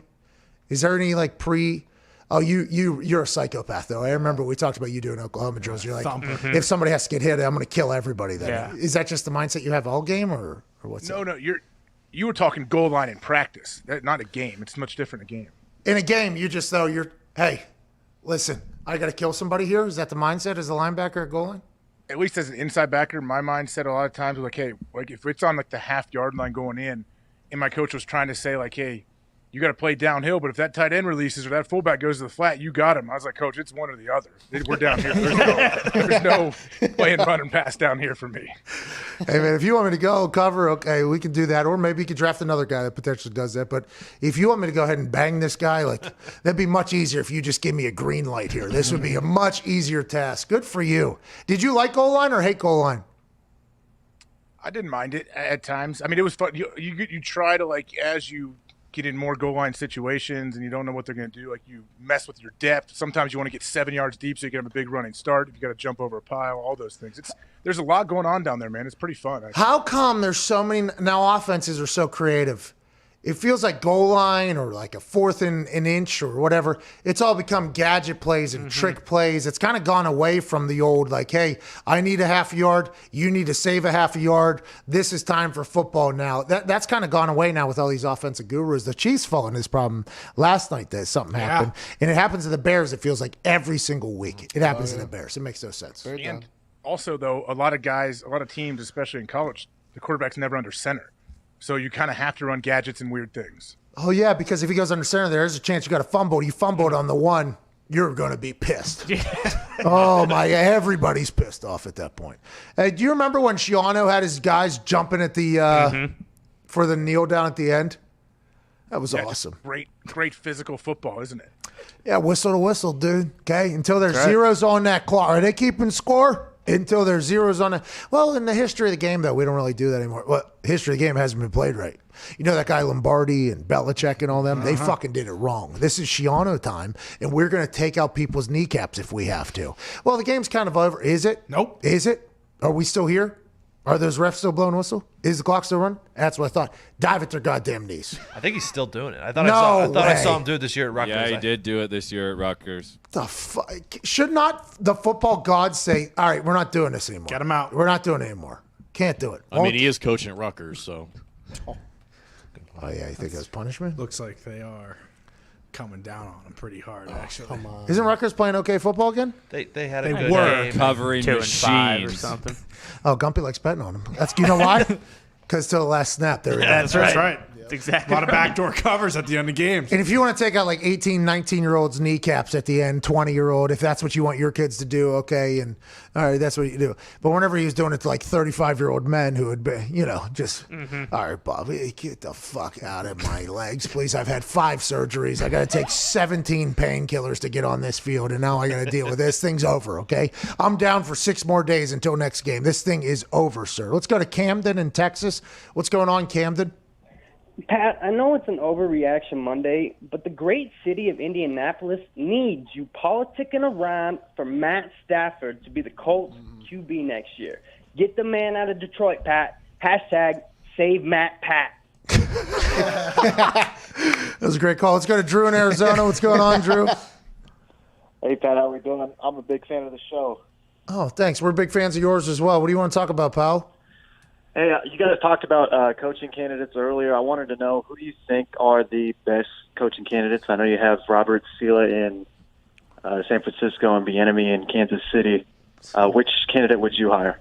Great question, Drew. I would hire A.J. Hawk as my Hell yeah. Come on. He's a motivator, okay, in the classical sense of the word. That's what he would do, is just motivate the crew. That's what I would hire. Robert Salah, by the way, I believe the legislators in Michigan are calling for him to be the Lions head coach. That's going to work out well. Anytime government gets in the way of private business, that's always going to work out well. He would be good up there, by the way. Yeah. Fun fact about that, they had 40 legislators sign off on that note to the Lions, to the Fords, and the only people that didn't sign it because they didn't want to jinx the hiring. And also in the letter, they thanked the Ford family for firing Matt Patricia and Bob Quinn. Well, they should kick the fucking Ford family out. The legislators should be writing a letter to kick that family out of the NFL. How did the Detroit Lions win yesterday with a comeback in the fourth quarter without the greatest fourth quarter football coach of all time? It's a mystery. He was in the ears. It's a mystery, dude. Great call. Trubisky threw the game away. Well, no, it got fumbled away, but that's a good point. Let's go to JP down in Baton Rouge, which Mitt spelled Baton Rough. What's going on, JP? Can't trust Mitt for nothing. Mitt didn't deserve that. What do you want to talk about, bub? Okay. So on the Lions talk, if you're Jim Caldwell and the Lions call, do you answer the phone? That's so interesting. AJ, if you're Jim Caldwell after what happened up there, you finally get some winning seasons in a row up there, and then they say, well, it's not enough up here in Detroit for us. Not enough. If you were Jim Caldwell and they called you, would you go back? Absolutely, and I think Jim Caldwell would be smart. It's like, don't you know people that were married for 25 years, they got divorced for 5, and then got remarried again 5 years later? I do not know anybody that did that. But it sounds like Ohio is filled with that. Fake. Is that what happens in Ohio? Is that how it goes? I know a couple situations like that. Yeah, it's very interesting to me. I'm like, oh, wow, you guys were able to – whatever happened during that 5-year split, I guess you guys either don't talk about it or it's all in the open. I don't know. Maybe if they hashed it out, you could bring Caldwell back and everything is good. Oh, you're talking about them boning other people. In this particular situation, they would have to talk about the Matt Patricia situation, I guess, and the firing and everything like that. That is what they have to hash out. Like a married couple, yeah, they got to hash out what went on behind the scenes. But if you're Matt Patricia, the Lions, if you're Caldwell, you got to sit down and be like, hey, man, like, let me tell you the issues I have. If I'm Caldwell, he could go in and make some demands if they want him back, but I doubt that's going to happen. It's so interesting. It doesn't matter who the Lions hire until they pay Calvin Johnson. Yes, They're going to be exactly. cursed Thank until you. that happens. This is true. I Doesn't cannot matter. believe they made him pay the money back. I always thought it was like they chose not to pay him. He was gone. It was like, all right, see you later. They were like, no, on your way out. By the way, you're the best player we've ever had. It's like Barry Sanders obviously would be in the conversation as well and all that shit. But you played a long time, and we kind of sucked for you the whole time. And it has been, you've definitely outperformed whatever we paid you and everything like that. And you've been a great representative of Detroit, by the way. Saved the world. There's been with things like that. But what we were thinking was you give us our fucking money back. Checkbook out right now. Yeah. Worst franchise in sports, Pat, but guess what? Only one game out of the wild card race, baby. Oh, my. That's real, too. You feel that way. How is that possible? Yeah, it's the worst franchise in sports. I was telling you about that. I had a lot of Knicks fans tell me, like, hey, we're bad. The Knicks have been in the playoffs, and they had a little bit of a run. The Lions have never had a run since 1957, and that's a real stat. That is a long time. That's a real stat. That's a lot of suck, man, isn't it? And Jim Caldwell was trying his best, and they cut him off at the knees. He made the playoffs 2 out of his 4 years. That's legendary in my eyes. Let's go to Gary in Connecticut. What's going on, Gary, man? Hey, what's happening? Hey, just hanging out. It's great to hear from you. I hope you're out there, having a good time, UPS in your ass all over Connecticut. Yeah, man. I'll tell you what, man. You guys are rubbing off on me, man. Why? I'm watching the Giants game on the couch with my wife. And Jason Garrett, he's a genius, dude. He play call. He takes that rookie left guard. Shane Lemieux throws him in the backfield, blocking for Penny. I look at my lady, and I'm like, Super Mario's in the back with Yager on the break. Lemieux, by the way, Pittsburgh Penguin. That's where the tie-in is for those of you who don't know. Greatest hockey player of all time, and he wears number 66. Put him in the back there. That is awesome. Gary, how do you feel about the Giants? Big Giants fan. You guys have sucked for a long time, but hey, Colt McCoy got the boys right back in the whole thing. Seattle Seahawks might be broken, but who cares? Giants get another big dub. It's Overreaction Monday, but I'll tell you what, we're going to shock the world. All we need is one more running back, and we got that Earth, Wind, and Fire, just like 2011, baby, with Bradshaw, Jacobson, Ware. You get that Jones healthy. Patrick Graham, shouts to you. The defense. Leonard Williams last year had no sacks. None. My man is playing motivated. He looks like he actually deserved a primetime commercial like he used to always have. Where he always had the helmet on. He didn't deserve a commercial. Last year, he stunk. But this year, with all the young rookie linebackers, shout out Martinez. Dude, these guys are playing hustle. This is real New York Football Giants defense. 3rd and long, did they give up 3rd and 20? They don't give up these longs like they used to. No, they play every down from beginning to start, and I am excited about my New York Football Giants, ready to go on the run. 4 wins in a row. We're running the table. We're going to the Super Bowl. We're going to beat the Chiefs and all of it. And you know what? If that don't happen and they lose, we'll draft 7th, and we'll be all good at 5 and 14. It's all good. Quite a run of emotions there. I think Giants fans are intrigued by this because you look around the NFC East, obviously, Cowboys dead. That's the team you picked. Washington football team, probably going to lose. They're going to be another game out there. You look at the Eagles, who knows what's going on over there. They stink, it seems like. And then you got the Giants, and they're getting hot. It's like, what team can get hot at the right time? The Giants are getting hot at the right time for the NFC East, AJ. Well, I'm seeing a bunch of headlines out there now saying, the Giants are a team you don't want to face in the playoffs. Like the narrative has already changed that quickly for some people. And It's Overreaction Monday, dude. Yeah, I'm not saying it one way or the other, but like what happens if the Giants go out next game and just lay an egg and look awful? Then does everyone back off the bandwagon? Yes, immediately. That's kind of how it all works. Yeah, everybody would be like, that Washington football team has a real chance over here. Yeah, here they come. Because somebody's got to win it over there. You know what I mean? I like everybody attacking Josh Allen for the incredible joke he made last week, by the way. He said, we only have 8 wins. 8 wins isn't going to win you a division, unless you're in the NFC East or whatever. It was a good joke. And then it got taken like as a literal state. Yeah. Jesus, AJ just started a fire over there. I feel like with cigars, you can only breathe in. You can't breathe out during it now. You shoot out the ash, you shoot out the red thing. You know what I mean?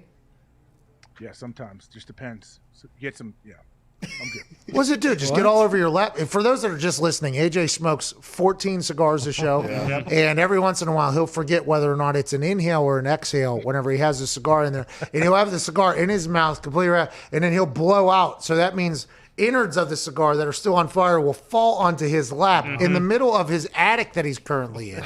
And we always think there's a potential, boom, Smokey the Bear forest fire about to pop up in Ohio because of AJ Hawk right there.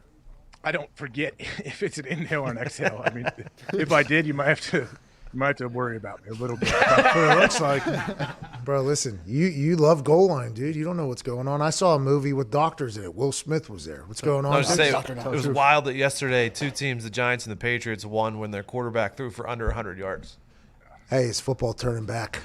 Let's go. That should be the big headline today is old school football back to being successful in the NFL? With the change of all the defense being a more speed style defense to be able to keep up with these high profile offenses. Have the defenses not been created to stop the run and stop a team that is not going to try to throw the ball over you? They're going to try to run the ball down your throat in different fashion. Has the NFL jumped the shark with the spread offense and the athletes all over the field? Ooh. That is what we have to ask, especially with the Patriots. Cam Newton gets a big dub, and they only passed for 97 yards. Mm-hmm. 69 Well, yards. Stidham did have a 38-yard dime to Gunnar Olszewski at the end of the game. So I think our total passing yards is like 108, right around there. Well, the good thing about Gunnar, by the way, is he got a punt return. Yep, finally he got takes another one to 70-yarder. Yeah. Hey, they're very good at punt returns, huh? Yeah, he had another one that was like a 58-yard return down to the red zone. All 3 phases yesterday, looking good. These goddamn punters. Let's go to Blake in Baltimore. Just hit fair catches, dude. What are we even doing? Don't even let this son of a bitch return the ball. Now, granted, out of bounds. That's not easy. And I've given up a punt return to the house, too, so it's not like that. It is easy. It's not easy. It's easy to punt out of bounds. It's not easy to punt out of bounds and gain some ground for your deep. It is rather easy. If every punter in the NFL wanted to just make sure 100% of this gets out of bounds, you could definitely do that. It does, though. Whenever you go, that Gunner guy's going to be a guy now that they're going to have to actually, like... Game plan for? Yeah, they're going to have to start, like, hitting the ball shorter for it and everything like that. Gunnar Olszewski, dude. We said when gun gets hot out there, look at. He's not catching any passes, so. Well, yes, Stidham and him have an unbelievable chemistry right now. Who's the other one, Zoobs? Zubin Mehenti. Yeah, he hasn't nice dressed in the slot. Hasn't dressed in a month, Bro, but Moncrief has been getting a lot of talk. Oh. That's my guy. Yeah. Feed Moncrief, dude. Blake in Baltimore, what's up, man? Hey, Pat, AJ, boys, how we doing? Not too shabby, dude. How are you? I'm the pretty show's almost good. over. Hey, I wanted to give you a shout-out real quick, Pat, for that awesome War Games match last night. Thank you, man. Including that insane swanton bomb from the top of the dog cage. Thank you. Appreciate that. I also wanted to give another shout-out to our boy, Oni Lorkin, for Saved my life. literally taking a bullet for you. Yeah, it's my guy, Oni. I fucking love Shout out, him. Oni. Thank you, Oni! Oni also took a chair right to the face, I think, and he had quite an eye situation. So Oni not only saved my life in the middle of the match, he also ate some steel last night. So T's and P's to Oni's face coming back in a beautiful fashion for sure. Thank you for that. T's and P's to Oni. All right, love you guys. Take care. Oh, okay, that was it. Wow. Shout out to you, Blake. Good we love you sign-off. too, man. Love you. That was really good. Love you, dude. We got to get the hell out of here. AJ, any final parting words for the SiriusXM listeners, dude? Well, if you look up, you can see the shot that Zeke put up on the screen. Oh, yeah, that's Oni. Oh, dude. man. Oni. Last night, I thought it was going to be, I thought he was going to have one of those big ones. It seems like they probably cut it and tried to get it. You know what I mean? Like after, I thought he was going to have the Matt Mitrione. Oh, yeah. He looked like Can't that. see dude. eyeball. Happy he's all right. Guy saved my life right there. That guy saved my life right there, Oni. Thank you, Oni. Thank you, Oni. Thank you You owe to him a lot. Thank you to Pete and Unfortunately, Danny Birch as well. Yeah, by the way, thank sorry, you. you good, AJ? Thank you. No, you're good. Unfortunately, fortunately for him, he doesn't have a possible T1, T2 fracture, so he's doing better than you. True. Well, way to put it in perspective, AJ. Yeah, I don't know when the results are going to come in, but when they do, I'll send them right to you, AJ. Okay? And you know what? I might sue Adam Cole whenever this is all That's a said and good done. idea. I might have to be honest. You're pissed to see AJ getting your results. Maybe all of Undisputed Era. Maybe I sue the entire group. especially that fish guy. Yeah, well, he's potentially in some shit as well. Well, Bobby Fish. T's and P's for him. He did not leave the War Games, I don't think, unscathed, but none of us did. It was a very different world in there. Chris Mad Dog Russo, who was not in War Games last night, will be next. The greatest sports show you'll ever listen to is next. You got 6 minutes. Go take a shit. Good. His show's better than ours, so I can say it's a great sports show for the time. Although a lot of people say they do listen to his show because they listen to our show and he's on afterwards. That's the lead-in. We're doing what we're supposed to. Hey, that's called teamwork. That's Mad Dog That's Radio. called teamwork. That's Mad Dog Radio. That's us playing fullback, you know what I mean? Yeah. Did you see J.K. Scott not try to tackle that guy again? He's got to take his shot, AJ. Who's going to tell him he's got to take a shot there? I think he probably knew that. He was caught in a weird spot, and how Rager played it off was interesting as well. Like, I was like, okay, you're going to get him, right? You're going to at least take a shot at his leg, slow him down. Maybe someone comes from behind and gets him, or you're going to knock him out of bounds. Nope, you just gave him almost like a weird dead leg. Oh, cut across your face. No. Little baby stiff arm. Yeah, it's tough, man. That's a tough position to be in if you're the punter trying to make that tackle. I agree. It is a tough position to be in because he's already beat 10 people, by the way. That's why he's gotten to the punter, which never gets talked about always, by the way. Oh, he's beating the punter. Well, he beat a lot of other motherfuckers, too. That's how he got to the punter. But he's got to take his shot, you know? He's just got to throw at some point. Like, even if he gets jumped over, at least he's taking a shot. He needs to take a shot, obviously. We all know that. But in the grand scheme of your life as a punter in the NFL, like, how much percentage of your practice time should be, hey, this is how I'm going to tackle in case the guy breaks an 80-yarder? My practice time was growing up in streets and backyards of Pittsburgh, Pennsylvania. Called Kill the Man with a Ball. Yeah, ever played it? If you would have got the ball, by the way, big collisions coming from Pat McAfee as well. That was the best. We did that at recess in elementary school. Oh, yeah. Kill the carrier. What'd you guys call it, AJ? No. Kill the guy with the ball. Is that right? Really? That's what you guys call it? I thought you guys called it something else. What do you guys call it?